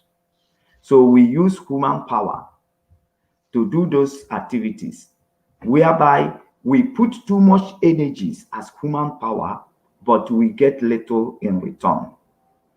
Now, putting this machine into work and getting all this machine now will make farming easier for our people, and whereby giving us an opportunity to cultivate more, because most of our lands are not being cultivated because it is human power. We have to be the one to clear the bush. we have to be the one to till the ground. Then we have to be the one even to do the weeding. We have to be the one to do the weeding, and the all other stress as follows cultivations of land. But we are talking about equipment now. And the prof, before you come in, I was explaining to our people the importantness of coming together to invest into these equipment as to enables our farmers to produce more farm produce. But, Prof, what do you have to say as to regard to this very cost of production, so that the end product, the price in the market will be competitive? I hope you understand. The Chinese prices are highly competitive because they're 100% mechanized. So their prices are competitive. For us to have that competitive price in the market, we need to employ more of machines than human beings. So if we can get those machines here, our productions will rise. And the production will be higher because we have other things that are not obtainable in many advanced countries, especially our discovered organic manure from earthworm, organic manure from human urine, and other things we cannot sell online, which we deploy privately to enhance what we're having. Some places like Umumbo, which I'm going to start farming next month, being January 2021. Normally, in every form of the world, as far as I know this earth, rice is harvested only once. But now I'm going to show you a video where I'll harvest rice. I'll come back, I'll harvest the same rice again 2 times without planting again. Now, that is not obtainable anywhere on earth for now, but we'll do that. So what we need now to add to what we have are those machines you spoke about, so that we'll be able to have some hands ahead, upper hands, or the ACE ahead of others. We must be leading. We need to lead. We don't need to be. Okay, Prof, I want to ask you another question. As somebody who is on the ground, Prof, how much do you think that a tractor can be making in a day from engaging into farming? How much do you think that tractor can generate a day, one tractor? I believe Prof is having a network problem, and okay, Mazi, Pat, if I would put it down to our people, because this is a progressive program, so we are not here to talk, we are here to impact into actions. And if we sell a product, people that are concerned and people that are interested can come forward. Now, in my own estimate, and I think Prof is back. Okay, Prof, you're back. The question that I am asking is this: as somebody who is on the ground and who has been using these very equipment, these tools like tractors and the rest of the things we will be introducing here, how much do you think that a tractor can make a day when engaged into farming?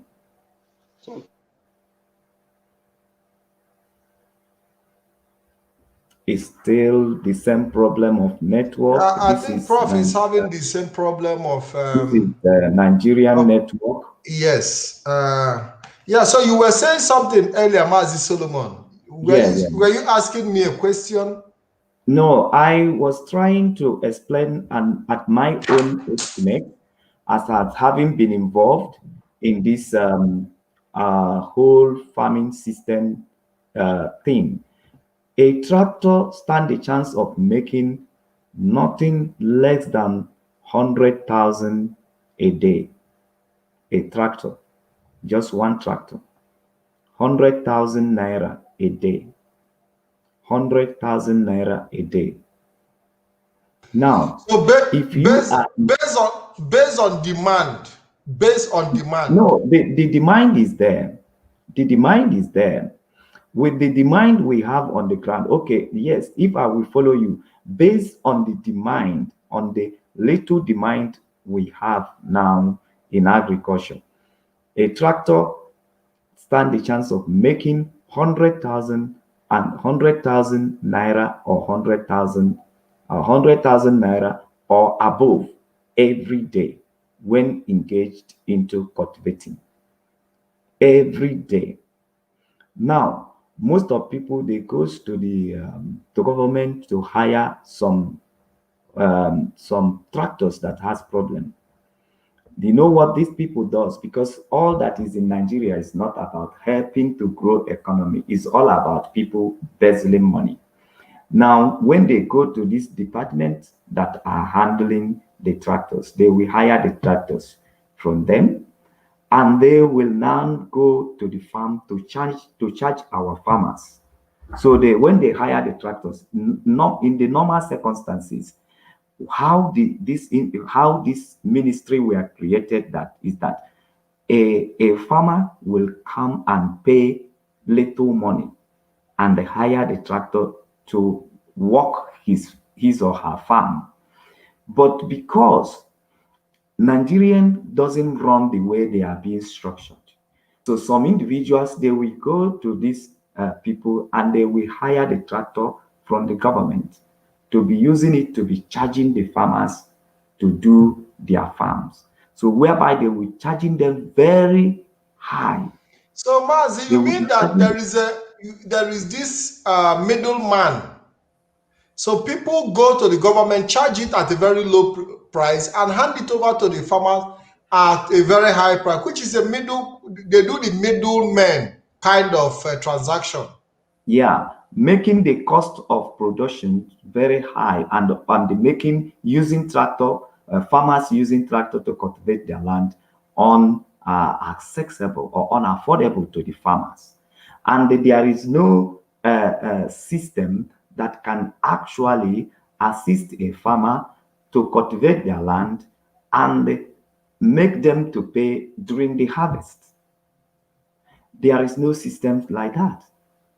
You discover in a situation where a farmer has to go and borrow money to pay double.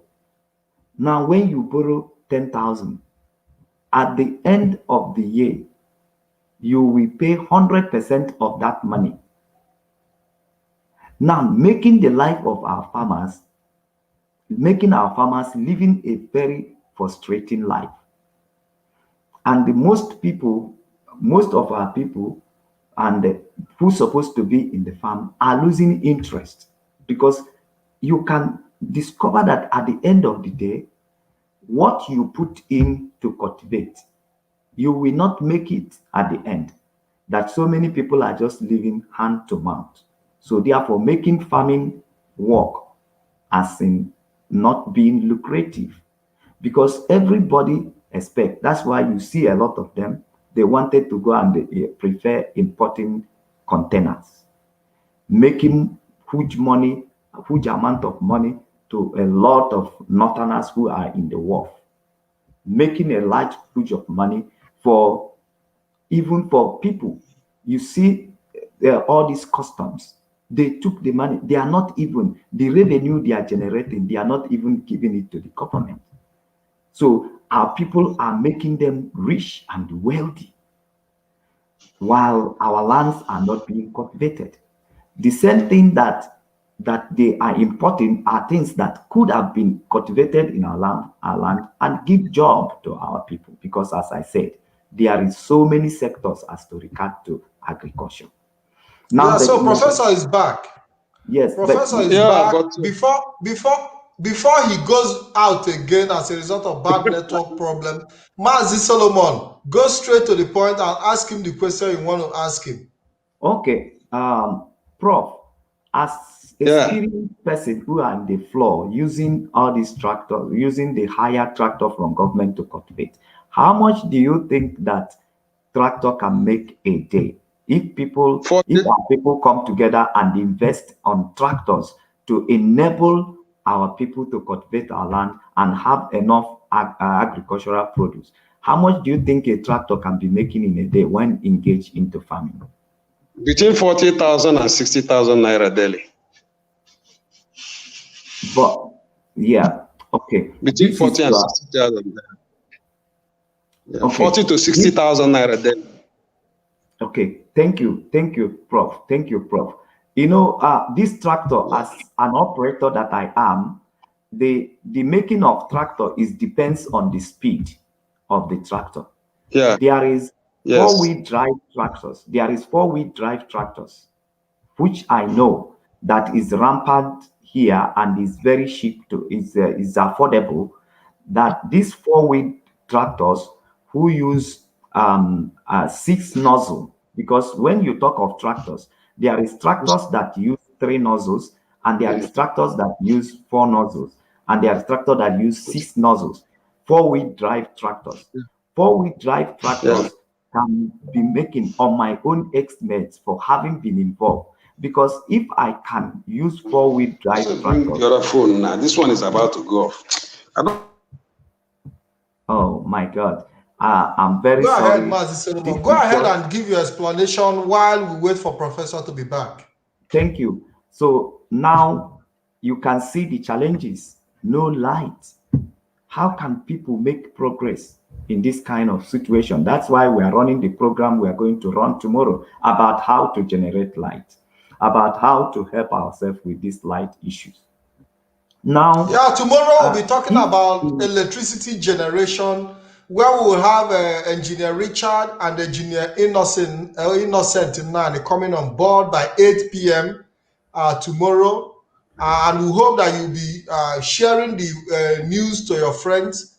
We hope that you will join us by 8 p.m. tomorrow, 26th of December 2020, where Engineer Innocent, who is also a soil scientist, a food producer. He produces food. He's going to show you how you can make food, how you can produce food that you can actually package. We are here to distribute the knowledge. We can no longer hold back knowledge. We've done that mistake in the past. Holding back knowledge and information have kept our society down and impoverished. Now we are here to distribute knowledge for free. And we encourage everybody to join so that you can find the sector that suits you and invest or join or actually do whatever you like to be able to lift yourself out of poverty as we work towards BIAFRA restoration. Mazi Solomon, go ahead. So as we are saying, you know, that tractor is a lucrative business that most Nigerians we are not aware of, because we see it as a government business. We see it, you see agriculture as a business of the poor people, but we never know that there is a very huge profit as to regards to agriculture. Now, I'm talking about most of governments in Nigeria, they are using 3 nozzles, 4 nozzles of tractors. But there is tractors that are 6 nozzles. Then, and those tractors are 4-wheel drives. The 4-wheel drives, the speed is high, the production, the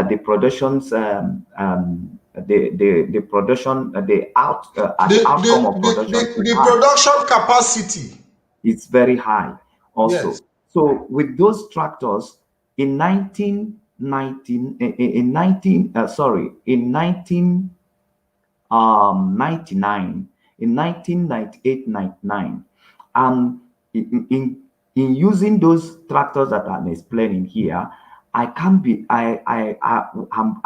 making up to 80,000 a day. 80,000 a day with those tractors. Now, as the situation of things is now, regard to the value of naira, the 4-wheel drive tractors can be making nothing less than 150 as of now. I've been making inquiry. I've been with people on the ground. The 4-wheel driver tractor is making nothing less than 150. That they take the job easy. They can be making 100,000 every day. 4-wheel drive. So now it's a very lucrative business because it doesn't do one thing. It does a lot of things. the implement, it depends on the implement you are engaging with the tractor. The tractor have a slasher, the one that clear the grasses, and it has the one that plows in the same farm. So in one farm, you will use the tractor to slash the grass. And why is it good in using the tractor to slash the grass? It's very, very good in using the tractor to slash the grass because, one, it makes the grass that the tractor slashed, it makes the grass to die in that farm and then become manure, then become a natural manure.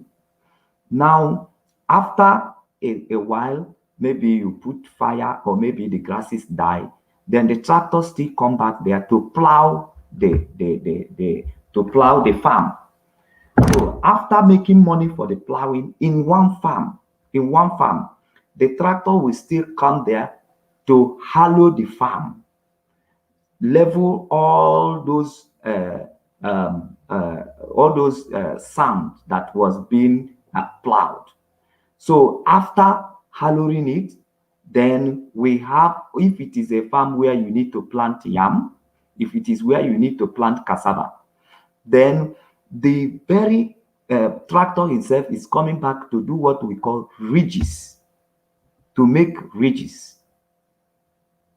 So how many times now? So if it is a farm where the cassava will be cultivated, then you have slashing, then you have what we called plowing, you have hallowing, and then you have ridges.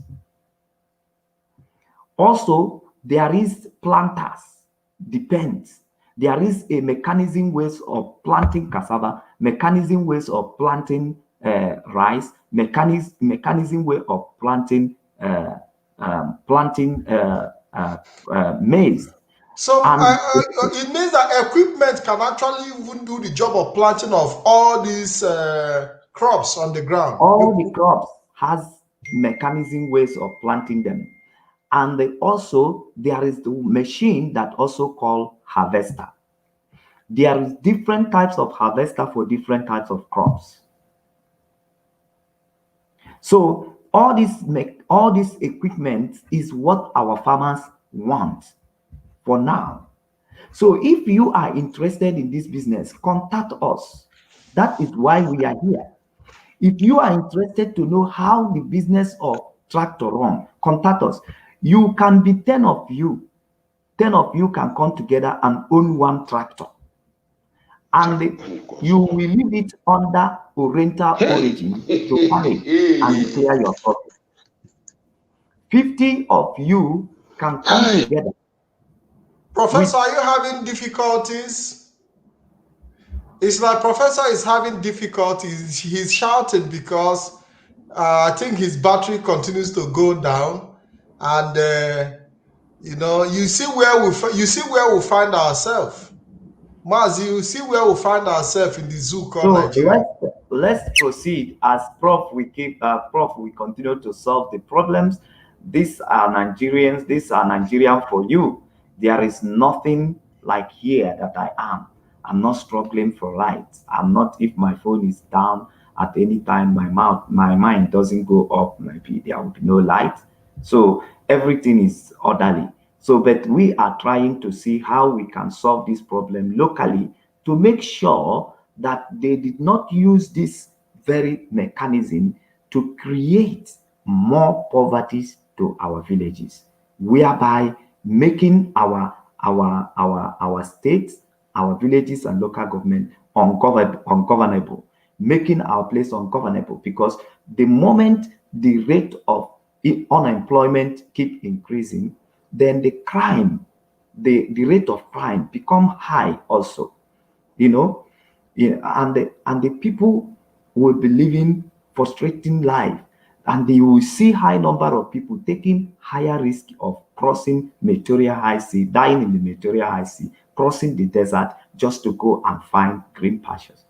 And at the end of the day, you might equally find out that there will be nobody in our land to defend our land. So these are very, very important that will begin to activate the riches that is in our land.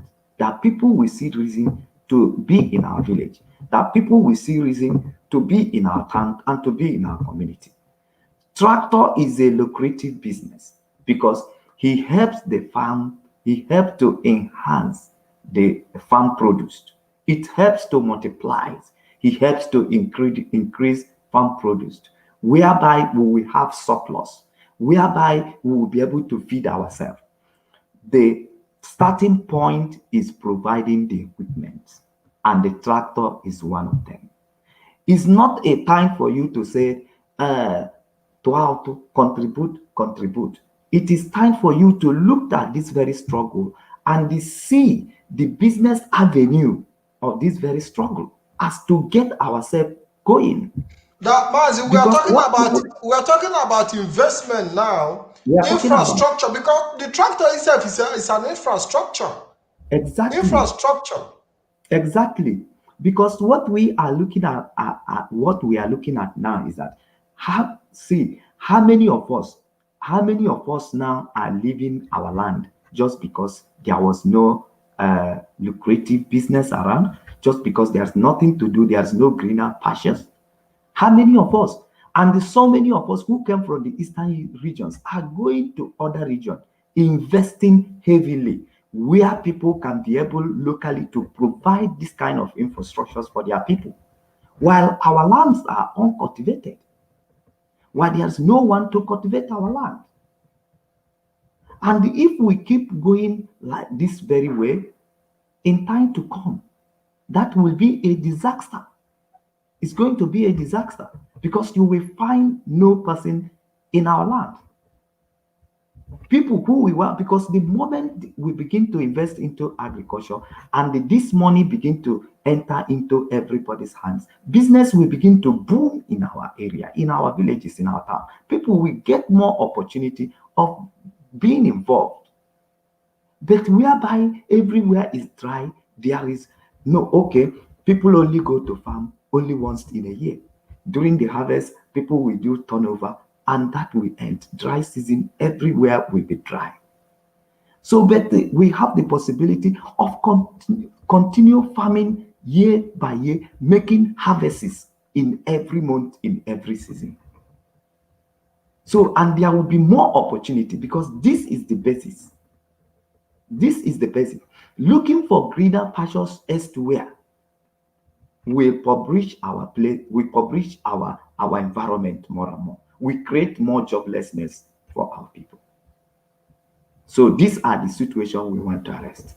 And we are coming forward today to tell you that tractor is a lucrative business. Are you interested to invest? Are you interested to invest in a tractor? Do you want to know how these things can make money for you?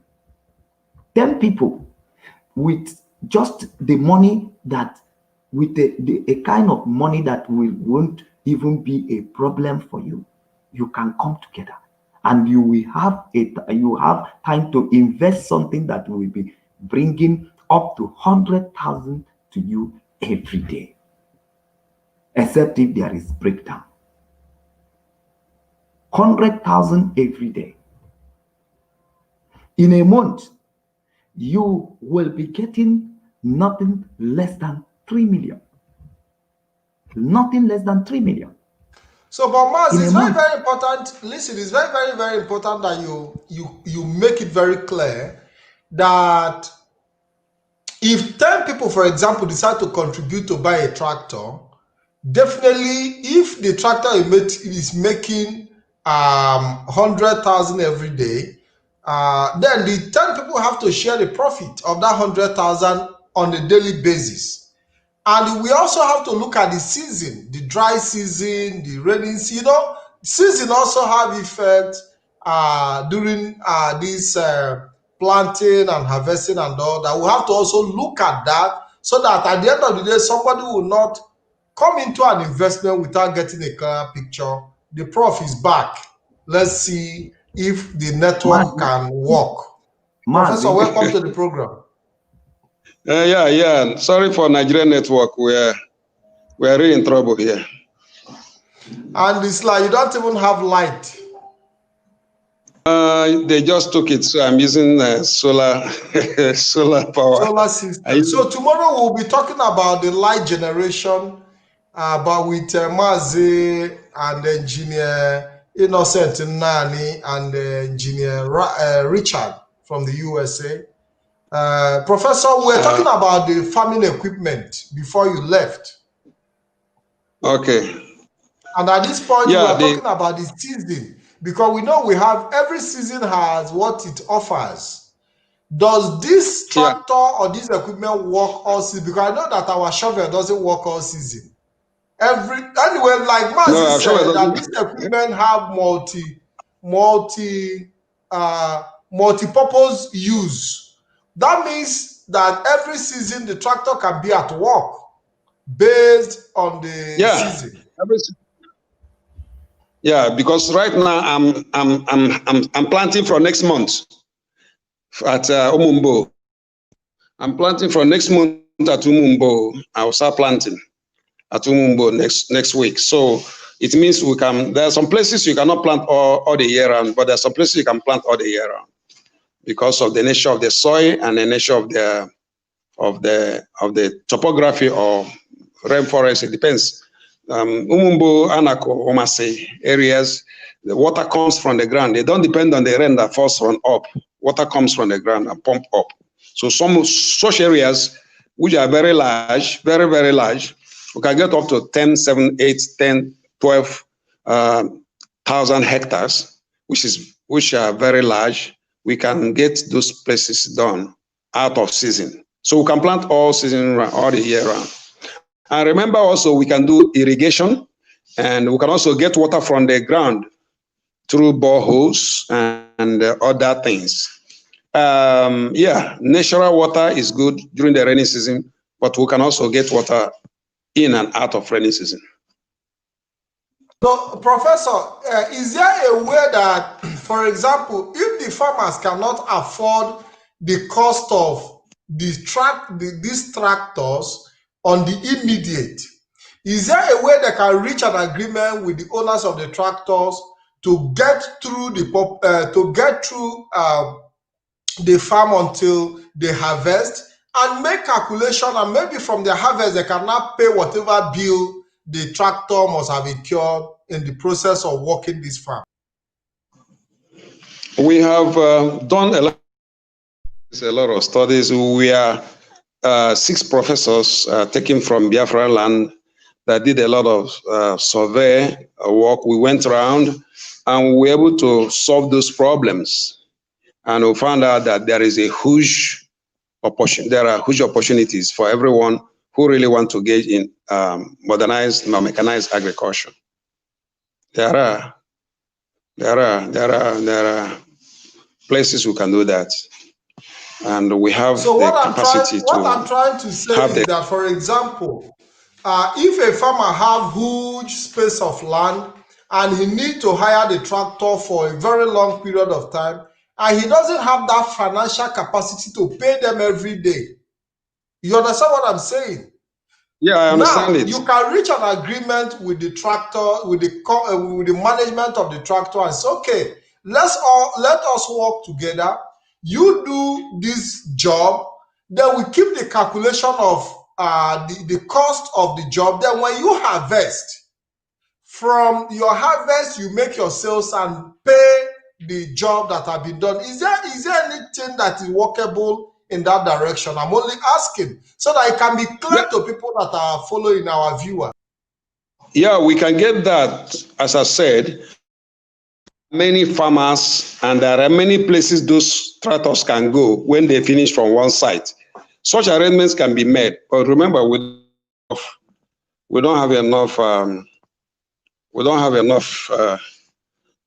enough tractors to go around the farmers.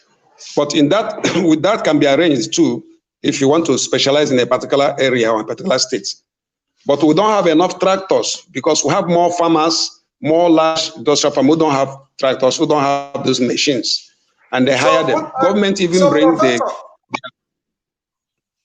So, Professor, what you are trying to say is that in the areas of getting equipment to farm, it is a huge opportunity right now. Is that what you are saying?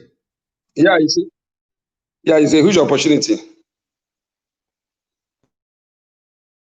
Yeah, very huge opportunity for every one of us.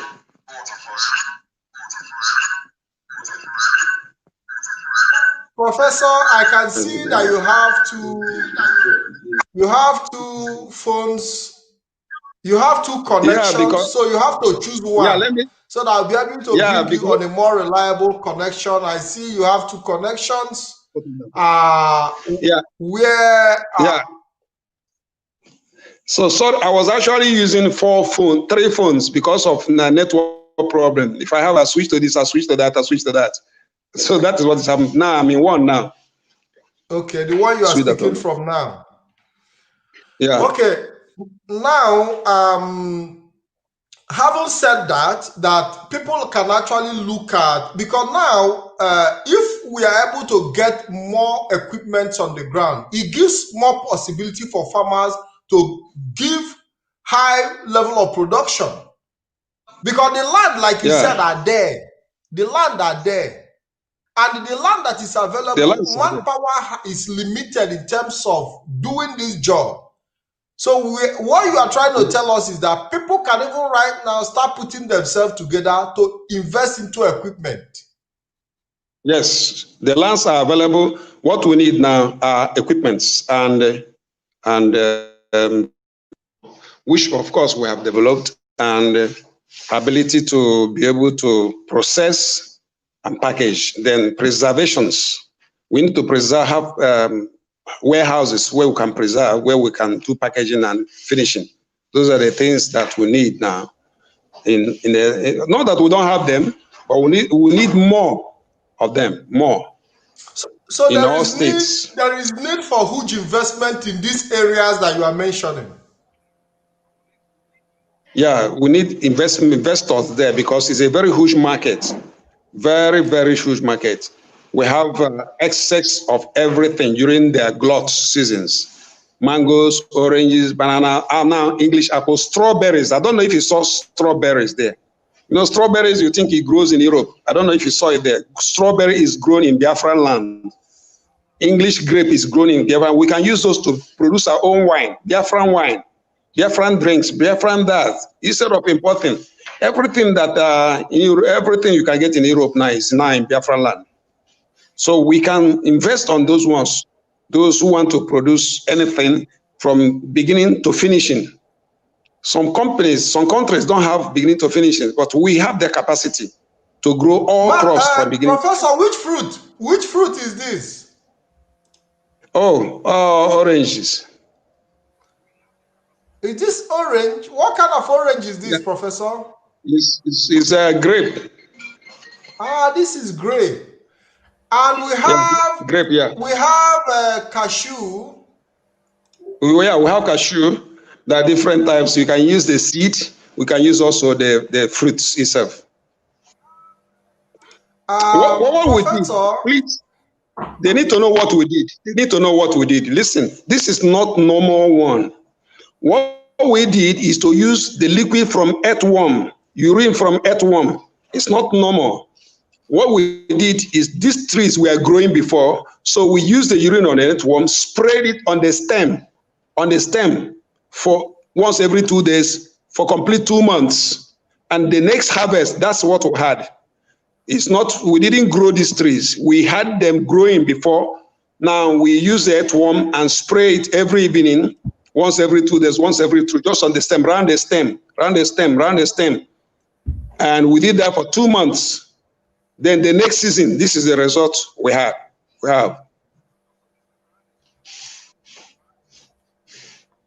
Yes, Mazi Pat, am I in? Thank you, Prof. Some people are asking questions. How much is the tractors? Please, can you try to contact us?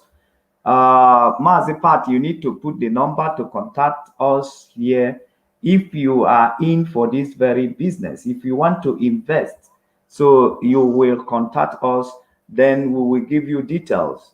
We will give you details. So for further informations you want on how to contact Professor Chinedu Abadike, contact us, and then we will give you the link on how to contact him for further information you need. If you want to get involved into this very business, you need to contact us. We mean business. We mean business this time around. We mean business this time around. So we need to cultivate our land. That's what we are saying. We need to create wealth in our land. We need to drive our cottage industries in our villages. We need to make our villages economic. We need to advance the economy of our villages and make sure that things are happening in our villages, that there is opportunities of businesses in our villages, so that our people can see the reason to come back and relax in our villages and town. And we could also use that means to curtail crimes for the through the cost of unemployment. And we'll also want to see men and our women being in our town, in our villages, as to defend our land. These are very important. We are talking about tractor, the equipment. There is so many equipments that the farmers need. But today we are talking about tractor. And we want to make you to understand how lucrative tractor is in our land to our farmers. Tractor is a lucrative business. We will be coming back by next week, and we talk more on cottage industry, rice milling, and the palm fruit processing. We will talk of so many opportunities that are land, but today we are talking about tractor. You can see here that tractor can provide logistics. Somebody is asking a question: which road should tractor run? Now, this tractor is created, the machine you are looking here is created to run in the farm. You don't need them to create a road. You don't need them to create a road. Any road that people can pass to the farm, tractor will pass to the farm. That is. But we're already using the roads. We're already using tractors in our land. We're already using tractors in our farm. So how can they be asking which road would they run when we're already using it? We're not living on top of trees. We're not monkeys. We have road, we have airline, we have airplane, we have airports. So we have already existing use of tractors right now.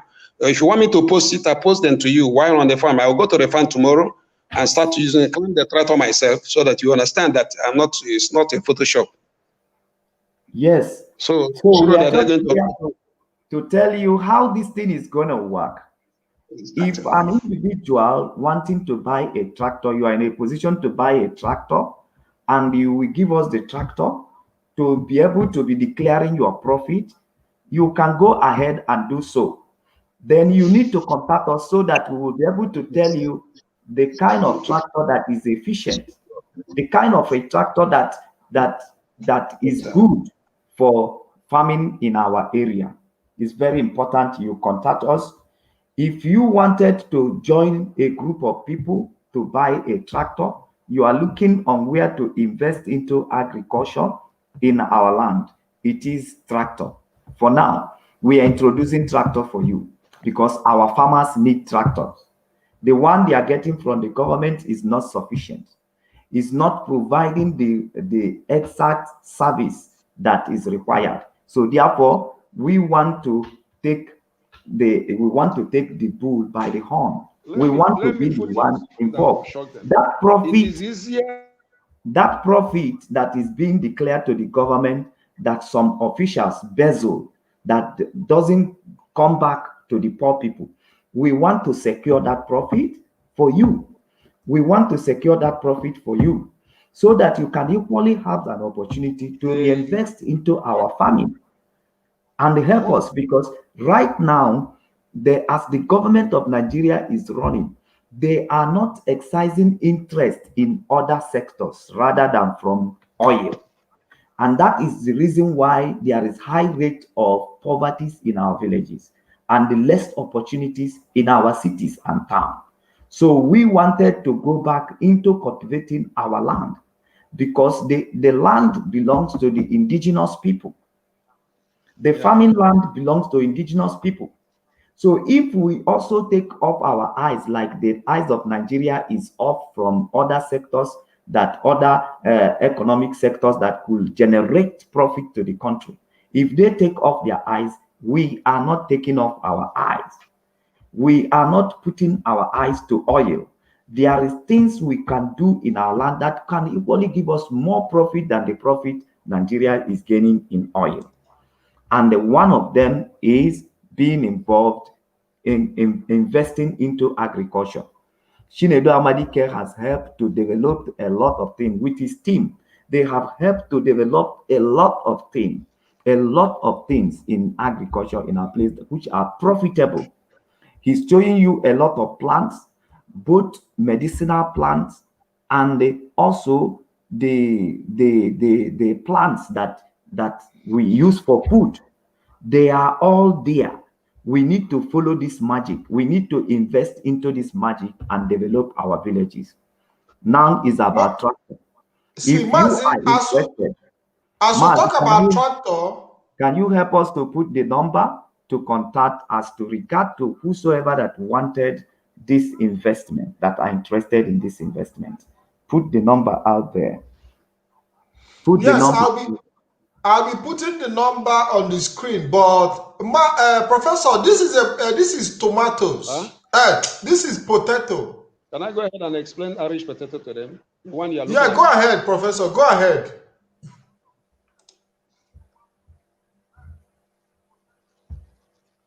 Yeah, I say, can I go ahead and explain Irish?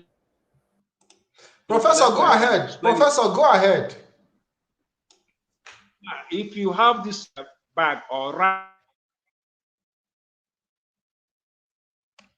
bag, then you get half 250 bags of pig dung, pig dung, and then 250 topsoil, and mix them together and plant it in 500 bags of rice bag, and put Irish potato on it. At the end of 4 months, you will get $6,500. That is what we have done.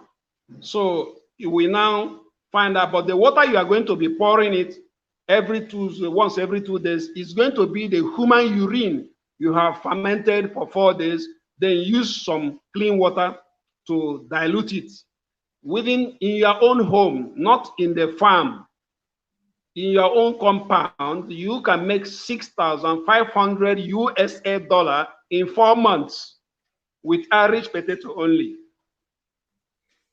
I hope I'm understood. Professor, that is huge. That is huge.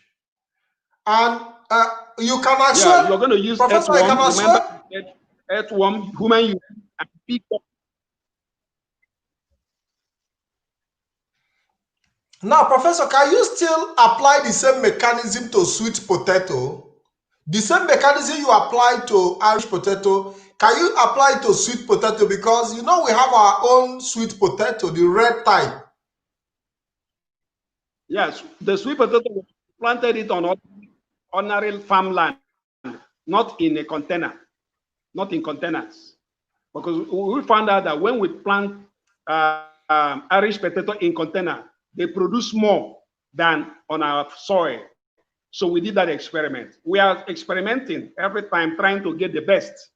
Our local potatoes grow and produces better than on the container. So now we decide to use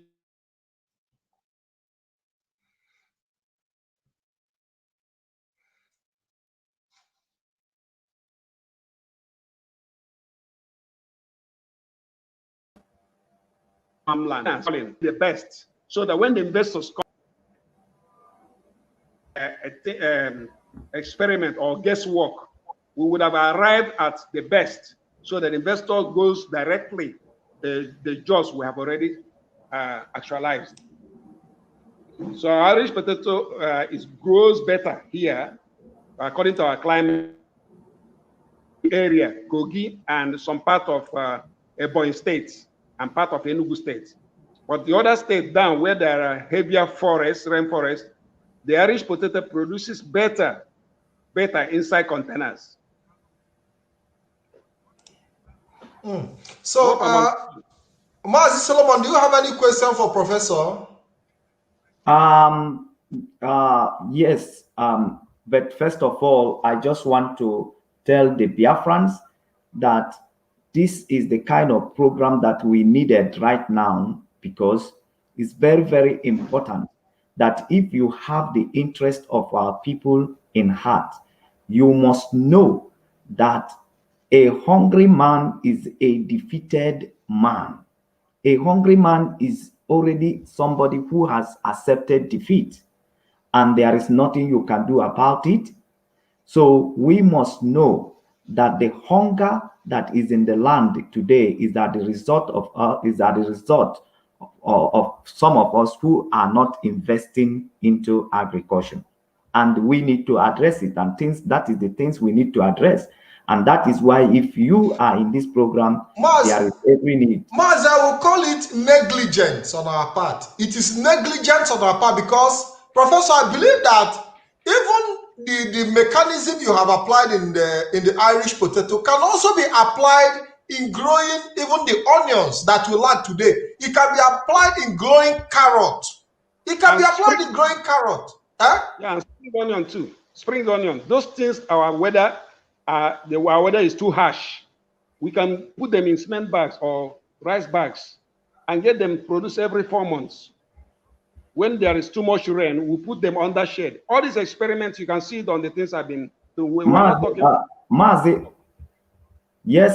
Pat, I can be to the farm today to be able to video farms here for you to see how most of the farm produce that doesn't like harsh weathers, how they are being protected here.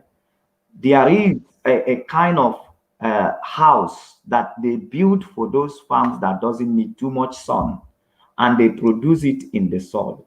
The fact is that the labor is very cheap in our place, and as cheap as labor is in our place can also make our people very rich. Because I tell you that I have the dollar that I have here today, I can have $10,000 here today, but I'm still struggling. I have $100,000, but I'm still struggling here. But somebody who has $1,000 in our place is a wealthy man, is a rich man. If you have $1,000 to invest in our land, there will be abundance and there will be wealth. But here in the Western world, $1,000, you are still struggling. $10,000, you are still struggling here. But somebody who has $10,000 to invest into agriculture in our place is already a wealthy person, is already living well, is already out of struggle. Somebody that invests $10,000 into agriculture in our place have already employing people, already got employing people, have already employed. And $10,000 you can invest in our land today for agriculture in turn up in a year can never be nothing less than $20,000 above.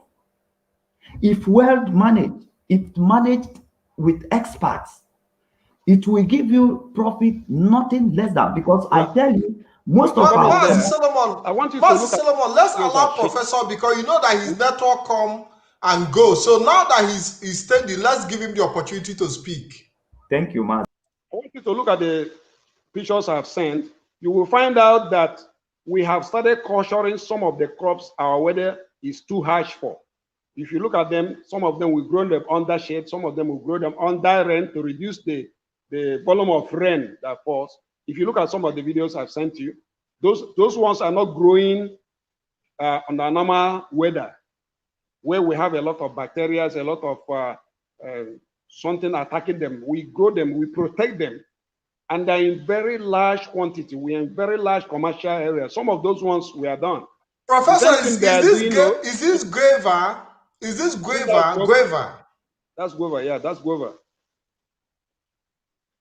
Our oranges are not, if I get my orange, one person cannot finish one orange.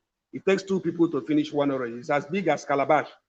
Those are the things we grew with our own discovered organic manure, not with.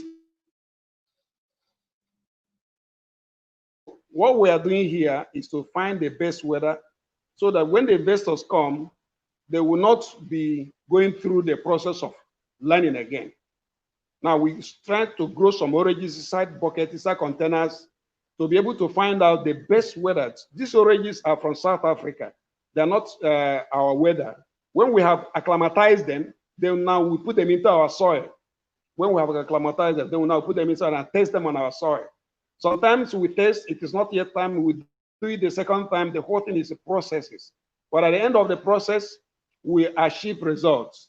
Those are the things you are seeing in the video. So Professor, what you are saying is that you take it through process of adaptation. Yeah, trying to acclimatize it, trying to make it get used to our weather. You know, our weather is different from others, and because of the crops, the varieties of crops, some of them we protect them from our weather. Some of them we try to make them to become adaptable to our weather by growing them in a particular weather, then grafting them with our existing own, and then we get the whole lot of work. It's been going on for 11 years. That's quite interesting. Now we've talked about the equipment, and Professor, I think you already have we have already a system where people can come in and indicate the areas they want to participate in. I think Prof is having a network problem.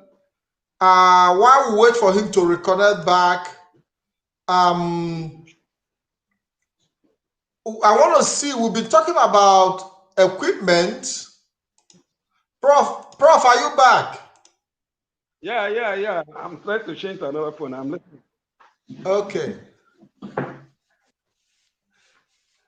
In fact, it's like we have to build a special antenna for you so that you have a steady network to talk to our people, because you are very special to us.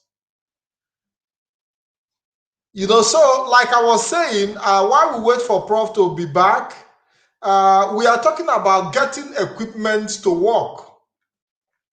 And these equipments are necessary so that we'll be able to move from here, from using shovel and all these simple tools to real mechanized agriculture, to equipment that can give us high productivity and cut down the cost of food, because the cost of food is very, very expensive right now in Biafra land.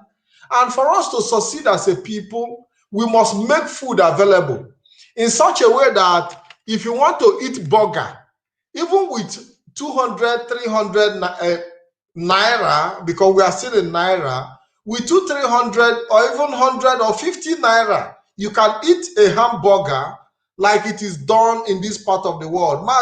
Professor, we are talking about how we can make cheap food very, very cheap and available for our people. More hands on deck, more hands on deck. Now that the lands are available, our former problem was land. Now that the lands have been released, our people beginning to see that our lands have become a protectorate for our enemies. And they are now beginning to understand that the long-time fallow land must be given out so that the community can have their own income. Now that the lands are available, we need more hands on deck. More hands on deck on the animal husbandry and planting, in packaging, in marketing, in storages, and the rest of them. We need more hands on it. And let us not bother ourselves about electricity. We can use the our compost manure. We can use our alternative lights to do whatever we want to do. I'll put this on.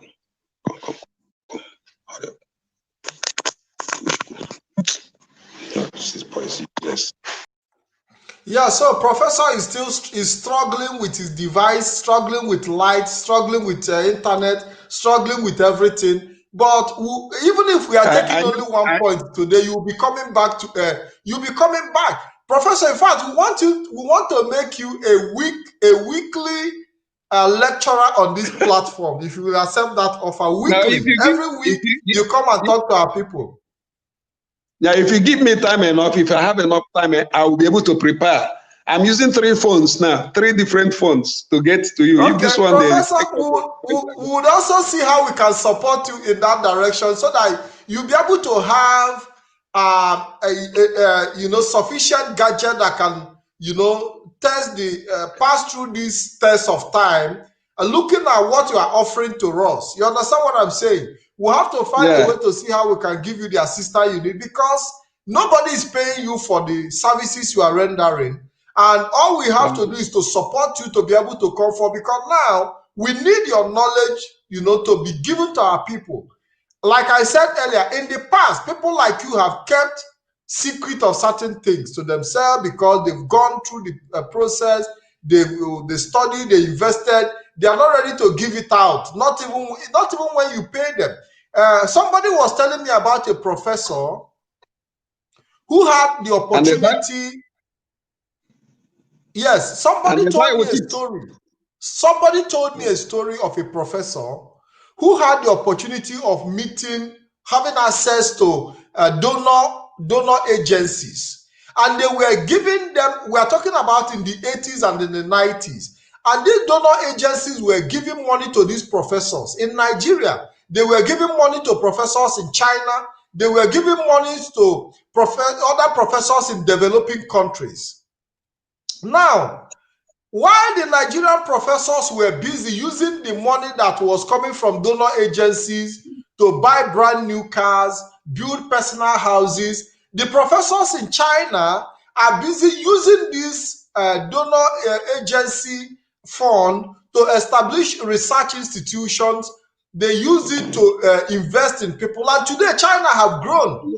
Why the same support that Nigerian professors got in the 80s through donor agencies, the same support they got was the same support that Chinese professors got, because it was like a kind of instituted agency that brought developing countries together. Today, China have gone very far because they invested in their people. They created research institutions. While the Nigerian professors in the 80s and 90s were busy buying brand new cars, building houses, and today, now, the most interesting part of it is that the professor came back to say, oh, now I'm ready to give back, and nobody is even listening to me. Now, the professor is devoting himself, the professor who made the mistake of using the money he's supposed to use to create research institutions, the purpose the money was meant for. He's now coming back to Nigeria. He lives in US now, but he's coming back to Nigeria to now offer that knowledge for free. And people are no longer interested because people no longer need that services. So now that the professor is available, we must take advantage of what he has to offer, because the opportunity will never last forever. And whatever we learn from him will be passed on to the next generation. And that is why we are here using every medium available to open the mind of our people, because when we pursue individual wealth is over, now we have to distribute this wealth so that everybody can grow together. Professor, there is one other thing I would want that you talked about in the past. This is a cassava farm, because it's good that we bring back some of the topics of the past. You said that this cassava farm was not actually meant for human consumption because you need this cassava to feed the pigs. Yeah, that is at Okigwe pig farm. That's where it is. So, Professor, you mean that somebody can actually grow cassava and sell to animal husbandry, people who are into animal husbandry, farmers who need the feed for animals, not just only for human consumption? For pharmaceutical industry too. Pharmaceutical industry, they use it for tablets.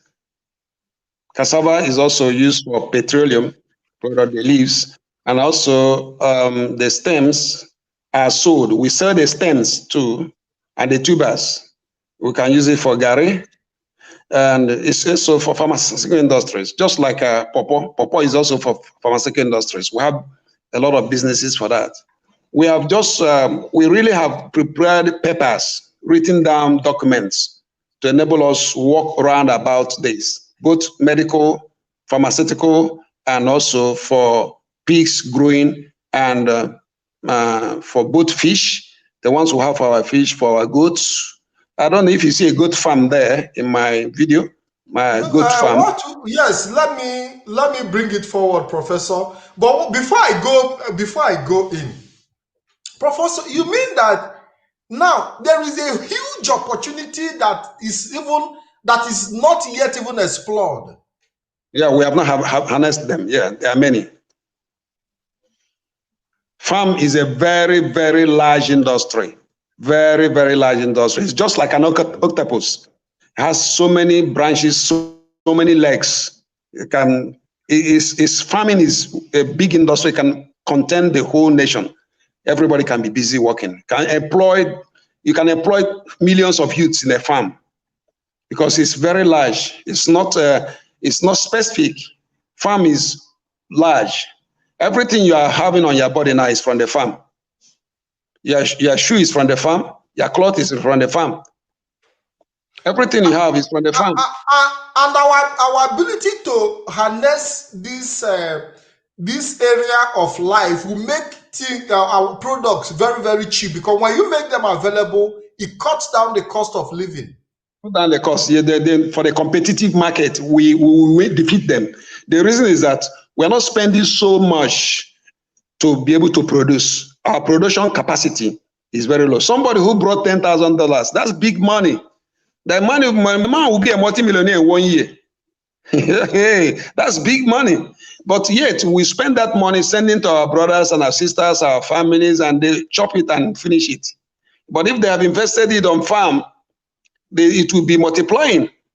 If instead of giving my brother or my sister or my nephew or my cousin $2,000, I'll ask him to send it to the farm, and that $2,000 can produce $8,000 to $10,000.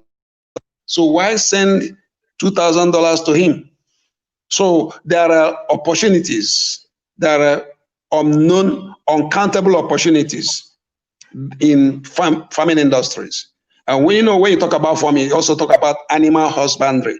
And remember, in our animal husbandry, all our products are organic. Remember, all products are organic. Professor, let's go to the goat farm. Okay. I think I took BBC to our goat farm. When I was woman, let you book. Here, get on that. Hello, Nune, Egafo, Kanye, Pukahana, the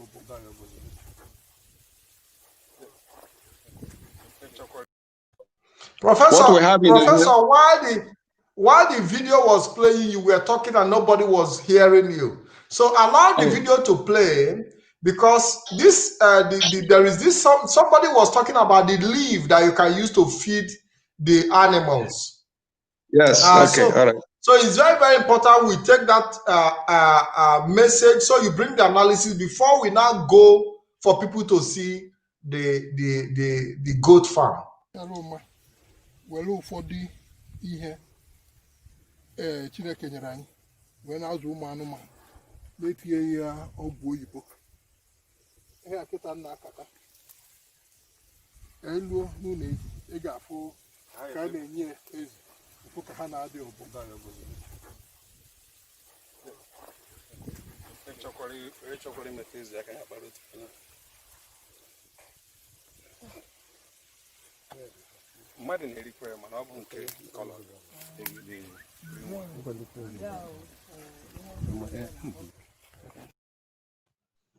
Yeah, Professor. Yeah. So you are talking about the pig. That leaf, that vegetable is for pig as well, not just the cassava. Yes. No, it has also vegetable for the pigs. It helps them there to build their blood and to deworm them. So we don't use any orthodox medicine for them. We build their blood, we deworm them, and also make them to lose fat. So we have what they call skin pig. If you look at the pigs themselves, they don't have fat in their body, unlike other pigs that are full of fat and the rest of them. We reduce the fat in the pig and also remove the worm in the pig and make the blood to increase without any medicine. That's why I said all our products are organic. They are But from nature. by so doing, reducing the fat, reducing the worm, by so doing, increasing the protein level. Yeah, you can look at the pigs now, you compare it with other pigs, and then you see what we're doing at Okigwe. We have our own special.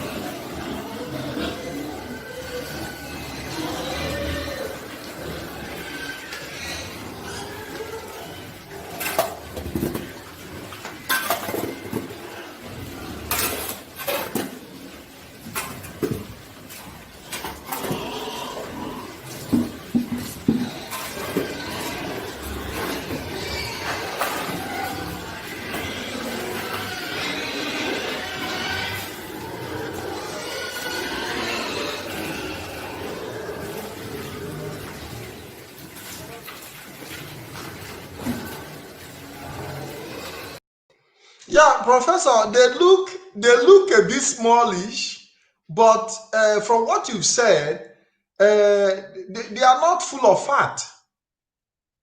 No, they're not fat, and we produce our own feed. We feed them with our own production. We have our cassava, we have our garden, and we produce our own feed to deworm, to bring much blood to their body. And our pig produce, the first production is between 8 and 12.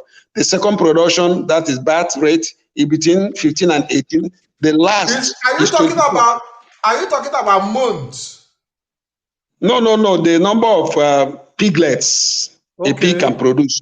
That's why also they will know the species we have. The first one is between 9 and 12. The second one is between 15 and 18.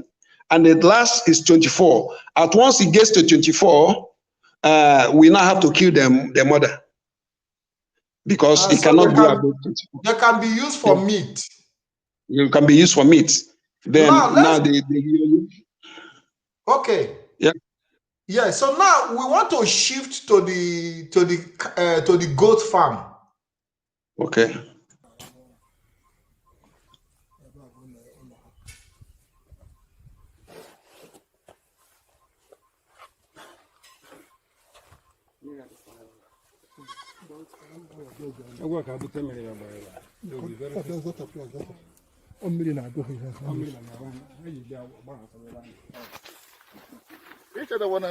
In the afternoon,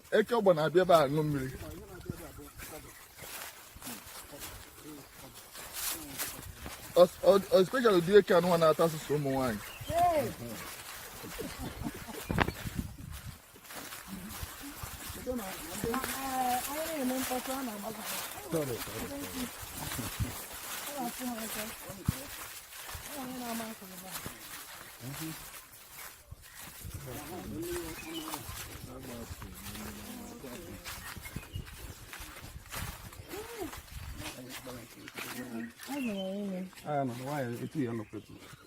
Is this the water?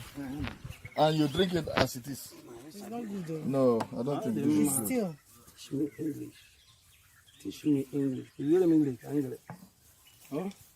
Man, one car, because actually no a flowing different or coming out from the. Yes, we get it for him because it's easy for the family.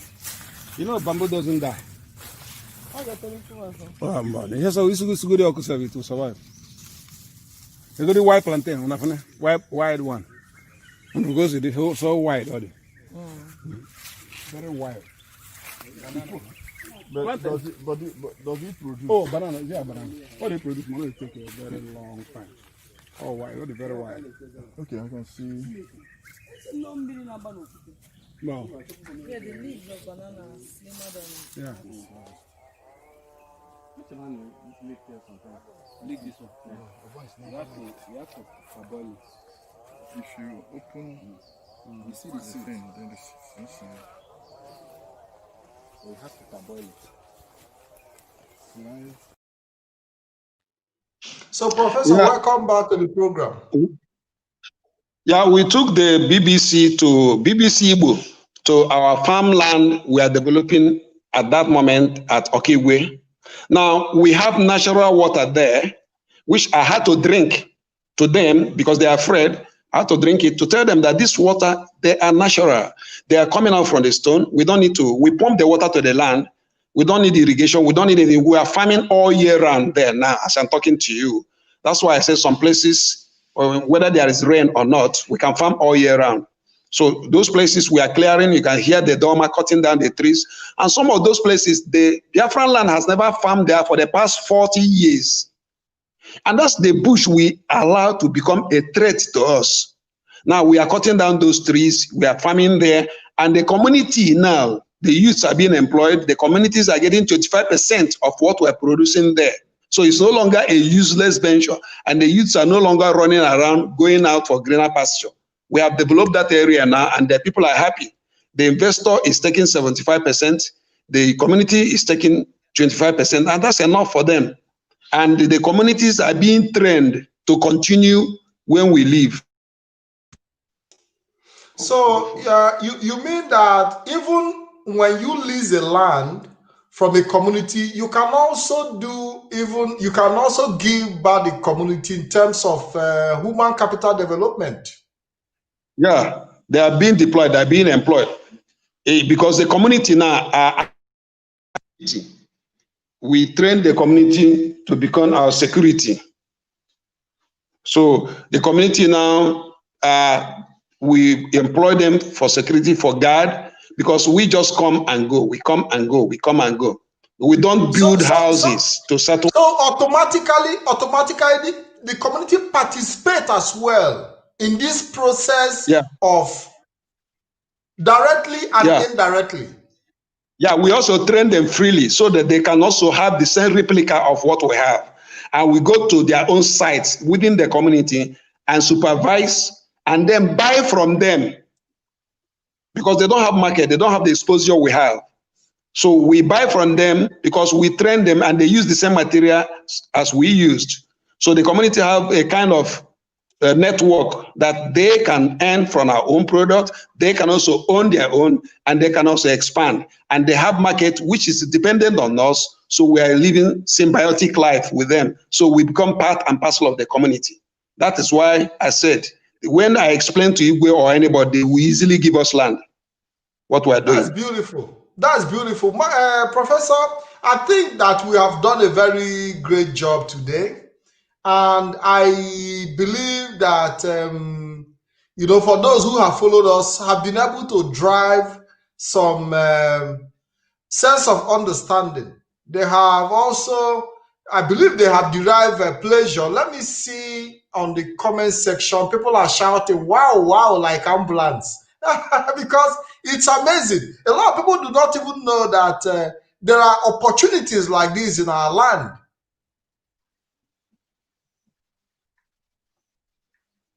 Professor, I'm saying that a lot of people are not aware of the opportunities that we have in our land. Yeah, of course, they will not know until these things are exposed.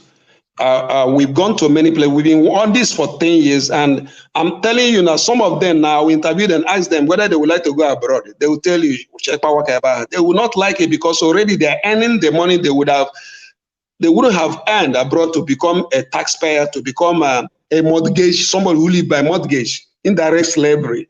Now, because I explained to them, listen, if you're earning 1,000 or 2,000 or 3,000 naira every day, if you go abroad and earn that money, 60% of it will go into taxation. See, on so many of it, and you cannot even buy a phone and own a phone. You cannot buy a house or own a house. So we teach them inter-community and also what they call ufuolo. That means they will put them into grades, and each person will come and work for the other one. So we don't even involve salary payment among them. We teach them our culture, our tradition, where group of people will come and work for this person, another group will come and work for this person. All they need is to cook food and feed them. With this way, we spend less money, less of the cash to be able to achieve the result. So at the end, our crops are cheaper than those who have been in the farm before us, even in the community. Our own crops are cheaper. So they now learn this from us, and they want to transfer to the next community. The next community will be begging us to have. So even as I'm talking to you now, I have more lands. I'm begging people to please come and take these lands off me, because the community are crying. Please bring your project to our community. Please bring your project to our community. If these things are done, then the entire community within space of years can have self-reliance projects. And self-reliance is when we work together as a team. A small ant cannot carry a phone up a hill, but 2 million ants can carry a phone up the hill. If we are together in this and the community understands it, it's a normal culture, it is a normal tradition to work together as a team. The community is a symbiotic life. You are living and living. I'm earning, you are earning. We are not stealing from the community. We're not taking away from the community without giving them back. So the community understands. Rather, you are the one giving. You are the one giving. Because these are lands that have been lying shallow, unused, and here we are, and not just using those land, you are also helping those the land to to recycle itself and make production, bring activities, bring trade and commerce. Which is the basis to existence. Professor. We want to say thank you very much. We spent over 2 hours and 46 minutes, and it seemed like we just started. It seemed like it's only 2 minutes we've spent, but we have to call it a quit today. Unfortunately, Mazi Solomon, I don't know if he's still there, I doubt, but if he has to come in, let him come in. Professor, we would like to have you back here next week, but we want to see how our brothers and sisters immediately. I want to see how our brothers and sisters in the diaspora can be part of what we are doing. I want to see how our brothers and sisters in the diaspora can participate, and this is the reason we have floated the Oriental. Oriental is a company that gives people in their diaspora the possibility to participate, even without being on the ground. Without being on the ground, Chinedu Vice, I want to go into poultry. I have acquired 5 plots of land, plan building the poultry farm next year. That is beautiful. Chinedu, that is a very good one. If you want to go into poultry and you want some information from Professor Chinedu as well, your namesake, Chinedu Abodike, you can call so we can connect you to Professor for you to get some necessary information you need to advance that course. We have a lot of people commenting. We cannot take all your comment. Professor, you're back. Are you back? I'm back in another phone, yeah. Okay. We have Chinedu Vine. He said, I want to go into poultry. Yes. There is somebody dropped a comment and said, I want to go into poultry. I have acquired 5 plots of land. Plan building the poultry by next year. So, and I told him if there are information that he might need, that you can be of help, advice, consultations, and things like that. So, if Chinedu Vine calls in and need your assistance, we'll link him up for him to take some advice and consultations from you. What do you have to say about that, Professor? Yeah, if he wants to go into poultry, that is very great. And one of the best poultry meat is not actually chicken, it is turkey. An average turkey is sold for now, today, 35,000 naira per turkey. And the eggs are very expensive. And you know why our own will beat the one in the market? In Nigeria,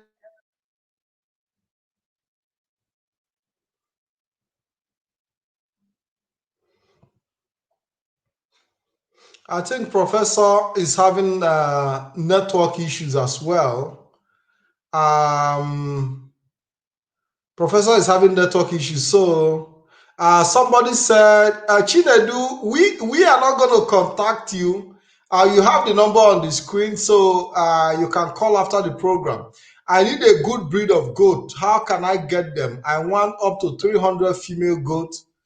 Professor, somebody said, Osinachi said that he needs 300 female goats. Okay, That this is what we do. Originally, let me just give you an example. I'll answer your question. Originally, we used to get our goat from South Africa that gives birth to 7 eggs. Then we discovered that they don't last long. In the next generation, they start dying. So we decided to breed our own goats. This is what we did. I told you it took some years. In Newwood, where the goats were growing, is a commercial area. We allowed the goats to be crossing the road and allow cars to kill some of them until they learn how to avoid vehicles. Now, I want to show you a video where our goat will look left right before it crosses the road. Now, those goats will now start breeding them and they start producing 4. From the 4, I will show you the grass we give them. I will later show you the grass we give them. Yeah, Professor, you can send them. You can send it so across. You can get the goats, okay? But these goats are special breed. You can get them, but I want you to know that we have decided to work hard to make wherever we are going to achieve. You will never get it anywhere else except in Biafran land. Professor, so you can get the goats. So in Biafran land, we'll be producing a goat like behave like human being. Professor, we'll be producing goats that behave like human being, that look left, right, and center before they cross the road. Okay, I'll show you how our goat cross the road when there is a motor coming. You will shock you. That is interesting. Now, you know why we did that? Let me tell you why we did that. The Igbo goat, the Igbo cow, the Igbo sheep will go outside after feeding, they come back to their house. That means they have a level of intelligence. So we need to do is to put them under stress of further intelligence, and they'll start developing. You know, look, what we do here, we like to be dynamic, we want to be experimental. Now, when we have done that, we have developed the brain. So then we wipe away the first generation. The next generation now, who are breeding 4, we now give them special grass that we can make them breed 5. That way we'll be able to have dependent Igbo goat or Biafran goat that can produce 6 to 7, which are original. The one we get from South Africa that used to produce 7, they don't normally last. The second generation start dying. All these are experiments we have done. So when we are giving you your goat, you can now, for those pigs there, we have, for example, they have names. If you call one Matthew, it will, sorry if your name is Matthew, I use that as an example. Matthew will come and answer you, and the other one will not answer. We are trying to make something different. When we come out to the world, they will see that this land, these people are special people, and we want our animals to be special just like us. I'm sorry, but that's what we're doing. Maybe I'm crazy upstairs, but we are getting results from that craziness. Yeah, but Professor, if you train animals in such manner, you get that you become affectionate with them, that you can no longer use them for meat. No, I don't kill any animal. I can't. I can't kill them, but I will eat. Yeah, because we are talking about breeding animal for meat, for food. You know, so when you put so much energy and time to create animal to behave like human, you know, does it really want investment? I'm only asking. No, what I said, that he's going to have special goats that even if the pen is opened and by mistake, they cannot run away. They will come back, because we train him to give him a particular sign to call them when it is time to feed it, and they all run. Even if they're 4,000, their master is calling them, they will run back, or to whistle, and they will come. That's what I mean by changing the way they live. I can get your point, because I know what it means for us to produce a massive, you know, animal husbandry, where you have to invest so much time in great, and at the end of the day, you only end up using them for protein, for meat and all that, you know. So, but it all depends on what you want to achieve in the process of that development. Now we have Osinachi, who is desperate, asking how he can get a goat. Professor,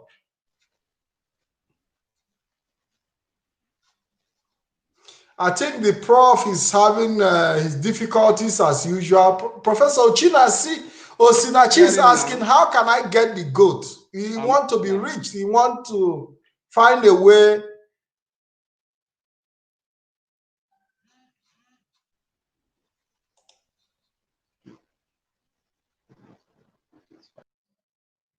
Okay, so Prof is out. Anyway, Osinachi, don't worry. There is number on the screen you can call after the program, and we would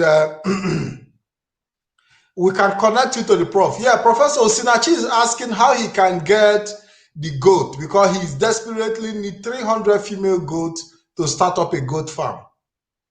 He can connect us. We'll get that prepared for him. Beautiful. So after the program, call in Osinachi on 0039-349-816-2312.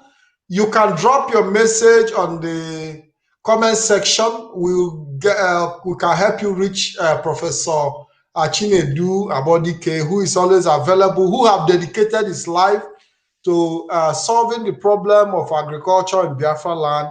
He has made so much sacrifice, moving from location to location, village to village, local government to local government, areas to areas, talking to kings and traditional rulers, trying to negotiate the deal with them, and to see how we can make provision of land for our people. We have our brother who is saying that he's an importer of organic fertilizer. In fact, in Biafra land, by tomorrow we'll be talking about production of organic fertilizer with Innocent Nani. Engineer Innocent Nani will be coming to tell our people how you don't even need to produce, that you have everything it takes to produce fertilizer in Biafra land and also market them, organic fertilizer. Professor, do we have to schedule for next week? Professor, are you there? I think the professor is having same network issue, and I hope that he comes back to give us his last word. Professor, will you be able to give us your last word, your summary that will reschedule for possibly next week Friday at the same time? Let's feed the people. Let's feed them and heal the masses. There are two things you need in this earth: food and health. Pharmaceutical industry has failed us. We need to feed and heal the masses. We don't need our enemy to feed us. Whoever feeds you holds your freedom. Your stomach is your freedom to life. Whoever feeds you. Starve your problems and feed the opportunities. We have opportunities to feed the masses. We have opportunity to heal the masses from organic products. The present world now is lacking organic products. We can represent the world in those areas. We can take the world in those areas to treat all kinds of sicknesses and diseases through our organic production. We can supply the world with organic products. Our lands are fertile, and we can plant and farm all year round, including plant and animal husbandry. These are Professor, I think we have a caller on the phone. Hello, caller. Before you leave, Professor. Hello, caller. Good evening. Good evening, Professor. Yeah, good evening, my brother. I'm hearing you. I'm highly delighted on what you are discussing. So I want to make a little contribution to what you are discussing. Because at this point in time, we really understand that the Fulani Janjaweed are what voting of their agriculture and what will be the outcome if they stop to supply the farmers with their length of protein and all rest of them. So this is the high time the Southeast and Southwest start going deep into agriculture, especially the animal husbandry. And when we talk of animal husbandry, we really have to do more about genetics in the area of genetics, because the way I look at this, in my own opinion, agriculture is nothing without mechanization. Agriculture is nothing without mass production, maximization of profit, Because if the profit is not maximized, it makes no difference. I don't know if you are hearing me. Go ahead, we are listening. Okay. So what we are talking of now is maximization and mechanization for mass production. We are no longer talking of subsistence agriculture because subsistence agriculture cannot, in fact, do much of the expectations we need in the practice. Because really, as now, agriculture is suffering in the output. Basically, because the government is not putting much interest in funding agriculture. Most of the agriculturists are even abroad doing a profession that is not their specialization. Because there is no help. You can't practice agriculture without capital. You can't practice agriculture without mass land. When you talk of something like animal husbandry, you talk of land. Because no matter how intensive the husbandry is, there will be a grazing land. Even if you are going to use hay or silage, they are going to be produced in land, not in the air. And the more land you have, the more production you are going to have. Therefore, agriculture is something that our government has to put more interest in. Not maybe giving loans or even giving opportunity to those who are not agriculturists, giving opportunity to those who are middlemen who will even take half of the loan before it reaches to the farmer. So, Prof, what you are doing, I so much appreciate it. I so much appreciate it by going to South Africa, bringing breeds, crossing it with our local breeds to get what should be adaptable to our own environment, which is not easy because the South African environment and the West African or Nigerian environment are not the same. That is why the second generation are dying, because the environment is not the environment they are adapted to. So by crossing them as you are doing a great work. You are doing a great work. But if I am to contribute,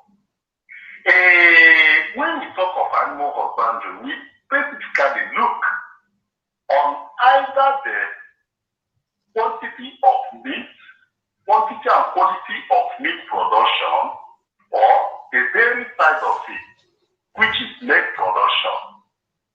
If I am to say, instead of putting more energy on the intelligence of the animal, crossing roads and other things, we better put that energy on trying to develop breeds that will mature early, that will have more meat quantity and quality so early.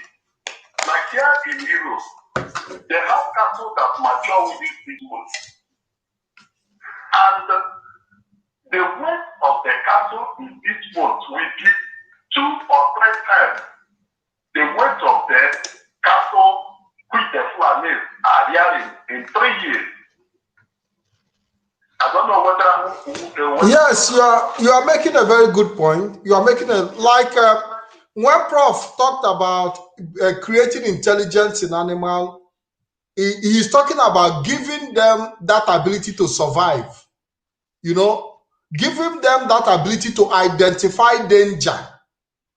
You know, so it is also very, very important. Yes. We appreciate it, but what I'm trying to look into is that our animals are not usually meant wondering about. In modern agriculture, we are not talking of nomadic farming. We are not talking of where animals will be wandering from place to place. Now, when we talk of migration of agriculture and mechanization, we talk of intensive, not extensive. In intensive agriculture, I believe that amount of intelligence is not needed because the target is production of meat, which is the protein. That is the main target because the animal is not bred to no, for example, no big farmer will like a situation where the animal will be roaming about in the street. And when they roam about in the street, they cause another havoc. And this will lead to some drastic predicaments. No, the truth is that you didn't get the point. I understand what you are saying, but that is not what he intended. I understand what he's saying when he talk about training animals to be intelligent, that when you call them, they respond. Just like you also have in this part of Europe, where you use the dogs. You know, there are some dogs that you train. These dogs help the animal to, in grazing, direct them. I've seen where they use dog to. Yes, so like that is the area Prof is talking about, In terms of dog has a different purpose from agricultural or animals that are meant for agriculture, like cattle, like pig, like goat, sheep, and the rest of them. The dog has a basic purpose. They are kept as pets, in which case it may be. I thought he was asking a question.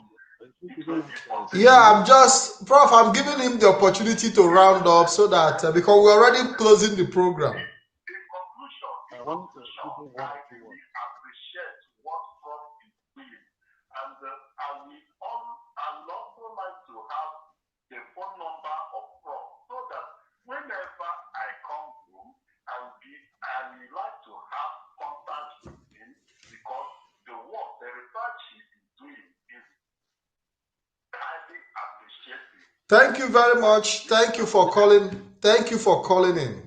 Let me give you one or two words. Okay, hold on. Prof want to say something. Just hold on. Things we must avoid. GMO, we must avoid it. 2, subsistence agriculture should not be discouraged because they are the major players. And they are scattered all over Biafran land. And we are known as farmers. So we go to the villages to encourage those subsistence agriculturists while we do our own advanced technology, which I can show you. Yeah, industrial. Those communities have existing subsistence agriculture, and we need to encourage them. We need to provide market for them. We need to have the use. So we bring them up. Yet we go back to our own studios, go back to our own large farm, use industrializations, and so on and so forth. Those who I'm training in the villages are using hoe and knife. But when it comes to the organic manure now, they now know that their urine, which they're throwing away, becomes useful. So with that, Prof, do you know that since you talked about the use of the urine, anytime I'm urinating, I see money. Be true.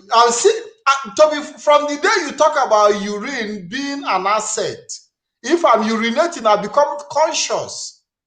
I become more conscious. I feel like I'm wasting a resource that should be put into use. So subsistence agriculture actually is a major player in any industry, in any country. It's not the big ones that are feeding the country. It's that the subsistence, those small ones in billions or millions of them, they're the one feeding the nation, they're the one sustaining the nation. During the war, the plane came and attacked the farmers in the farm. That's why they become hungry, because they can no longer go to the farm because they're afraid. And that is what we must sustain. Despite the fact that we're doing industrial farming, large farming, the subsistence ones should be encouraged to improve from where they are. That's what we're doing. And also give them the necessary training to advance their production. But they will still remain in their hoe and knife and God because they're the one feeding the community. I can't feed the community. They are the one going to feed the community. Right now, I'm processing 2,000 bags of rice. Then, how many people are going to take 2,000 bags of rice? But if we are 2,000 like me, we will have to produce more than 20 million bags of rice. So you will get that spread out to the community. So there is no way we can do without subsistence agriculture anywhere on this planet Earth. Even in advanced countries, people still farm in their gardens, in their homes, in the buckets, in advanced countries. So those things are to be encouraged. While we go on, but I say again, I warn, do not go into genetically modified organisms. The eggs we're eating, what is causing the cancer, what is causing the brain damage, what is causing all kinds of sickness are genetically modified organisms, GMO. I do not want to eat egg that grew overnight. I don't want to eat any animal that grew in 3 months. You see, what we eat us eventually. I do not want to have that kind of brain. I do not want to have to live a life of inorganic material. Those are the problems that have already having problems in advance. Remember, I live with you for 35 years, and I'm telling you, they're already having problem there. My health is better today because I eat what I ate this evening. As I told you, I ate salad, and I got the salad from my garden in the back of my house. I didn't go to market. I didn't go to get something that is already dead. And if tomorrow morning I go and plug my orange, I take it, I plug my banana, I take it. The banana will ripe on top before I bring it down. So those ones are the things that return life. So we must encourage subsistence agriculture while we go on to advance or technologically advanced agriculture. Thank you. Yeah, thank you, Professor. There is a question you want to ask before he leaves. My brother, go ahead and ask your question. What I wanted to ask is, where can I come if I need any of these breeds? Where should I contact the prof, or where should I come to buy any of these breeds? Now, it depends on the distance you are. If you are very far away, we will send it, we truck it to where you are. In Anambra State, and basically I'm at a name. Okay, he's asking about somebody. You buy from us. We truck, we send. He's talking about somebody from Olu. Olu is very close to Ihembos now. I'm talking from Ihembos now. We truck it to you, or you come to the office and take it. It depends on the nearness of the farm, what you are doing, where they farm. Our farms are not in one place. We have farms in Newi, we have farm in Okigwe, we have farm in Okata, we have farm in Enugu, we have farm, so many places we have farm. Also, we have farm in the... Okay, caller, thank you very much for your call. Thank you very much. We appreciate you. Prof will be here next week. Thank you very much. Yeah, Professor, give us your exit comment. What do you have to tell your viewers before you leave, before we close the program, practically? I will not eat food produced by my enemy. Neither will I allow my enemy to shave my throat, the hair on my throat. I will not allow that. I would like to produce my own food. It is better I produce my own food. Come, let us produce our own food. We can feed the world. That's what I can say. Professor, thank you very much. On the 1st of January 2020, we'll be broadcasting at the same time from 8 p.m. We'll be coming back because by 2021 is going to be a great year when the manna shall fall on us all. And we have to prepare ourselves for that manna to fall. And everybody must put their hands together to move this train forward. Professor, I know you'll be available on the 1st of January 2021, which is next week Friday, so we can also deliberate on other issues. Now, I'm booking you in public so that your viewers will know that you are coming, you know. make my phones more available than today. Okay, okay, Professor. We hope that your phones will be available. I will also, yeah, and we also do what we can. Phone, so just do one project. Imagine that. So we hope, we are happy that you find that you were able to deliver despite all the disappointments here and there. And I can tell you that you are receiving a lot of commendation. People are appreciating you. Sinachi says, so we so much appreciate Prof. Somebody say, please, how do we apply the urine?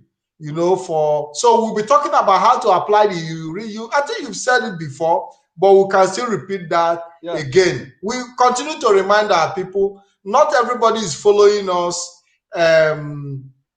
you know, as the program, but for you to follow us, for you to get our notification, go to your Facebook, go and like our Black and White Web TV on Facebook. Go to YouTube and subscribe to Black and White Web TV on YouTube. Go to Patrick Ikem channel, go and subscribe on Patrick Ikem channel on YouTube so that you can get our notification when we come live. That will help you to follow up, because we can't be going back and back and back every time we come here. But we are doing it for the benefit of doubt and to be able to draw everybody you know, under this same umbrella, for that common understanding that we don't leave anybody behind. So, Professor Chinedu Abodike, we want to say thank you for coming. It is my pleasure. We also want to thank your family who have allowed you to talk to us, because I know they're easy for, you know, for your family to have given, for you to, for 3 hours, you've been talking with us, you left everything you are doing. It's quite appreciated. We thank you for your dedication. And we'll also see how we. Yeah. Yes. Yes, it's almost to 12. You know, it's quite interesting. And as time goes on, we'll try to make it brief so that, you know, we don't take much of time of our viewers and also. But I believe that even any time we put into this program is worthwhile. You know, Mazi Solomon Peter was here with us. We want also to say thank you, Mazi Solomon Peter, for joining. I will be closing this program, and we'll be coming back tomorrow with Engineer Innocent Inani and Engineer Richard. Engineer Innocent Inani is in Italy, and Engineer Richard is in the USA, talking about how to generate electricity. And Engineer Innocent will be talking about manure production. He's a soil engineer. He's also into food production, you know, and he will be here to teach you. You will see practical things that he's doing with simple machines, food production, with, you know, things that you can actually do in your house and keep your family going. Professor, thank you once again. God bless you. Have a nice, Happy New Year in advance, by the way. And I want to say Happy New Year in advance from Black and White Web TV. I'm going to see you next year. Yes, we're going to see you next year. Thank you very much. From Black and White Web TV, we want to say Happy Christmas, Happy New Year in advance. I will hope to see you tomorrow, and have a nice evening. God bless you, and have a wonderful, wonderful, wonderful time. Share this program, make it go around. Make sure you tag your friends, because it's very, very important that we carry everybody along into the new creation of wealth. We have done it individually. We didn't succeed. Now we have to do it together. Everybody must be, we have to create wealth among ourselves to be able to live a happy life in the new future we are building. And we cannot wait for Biafra to come for us to start building this future.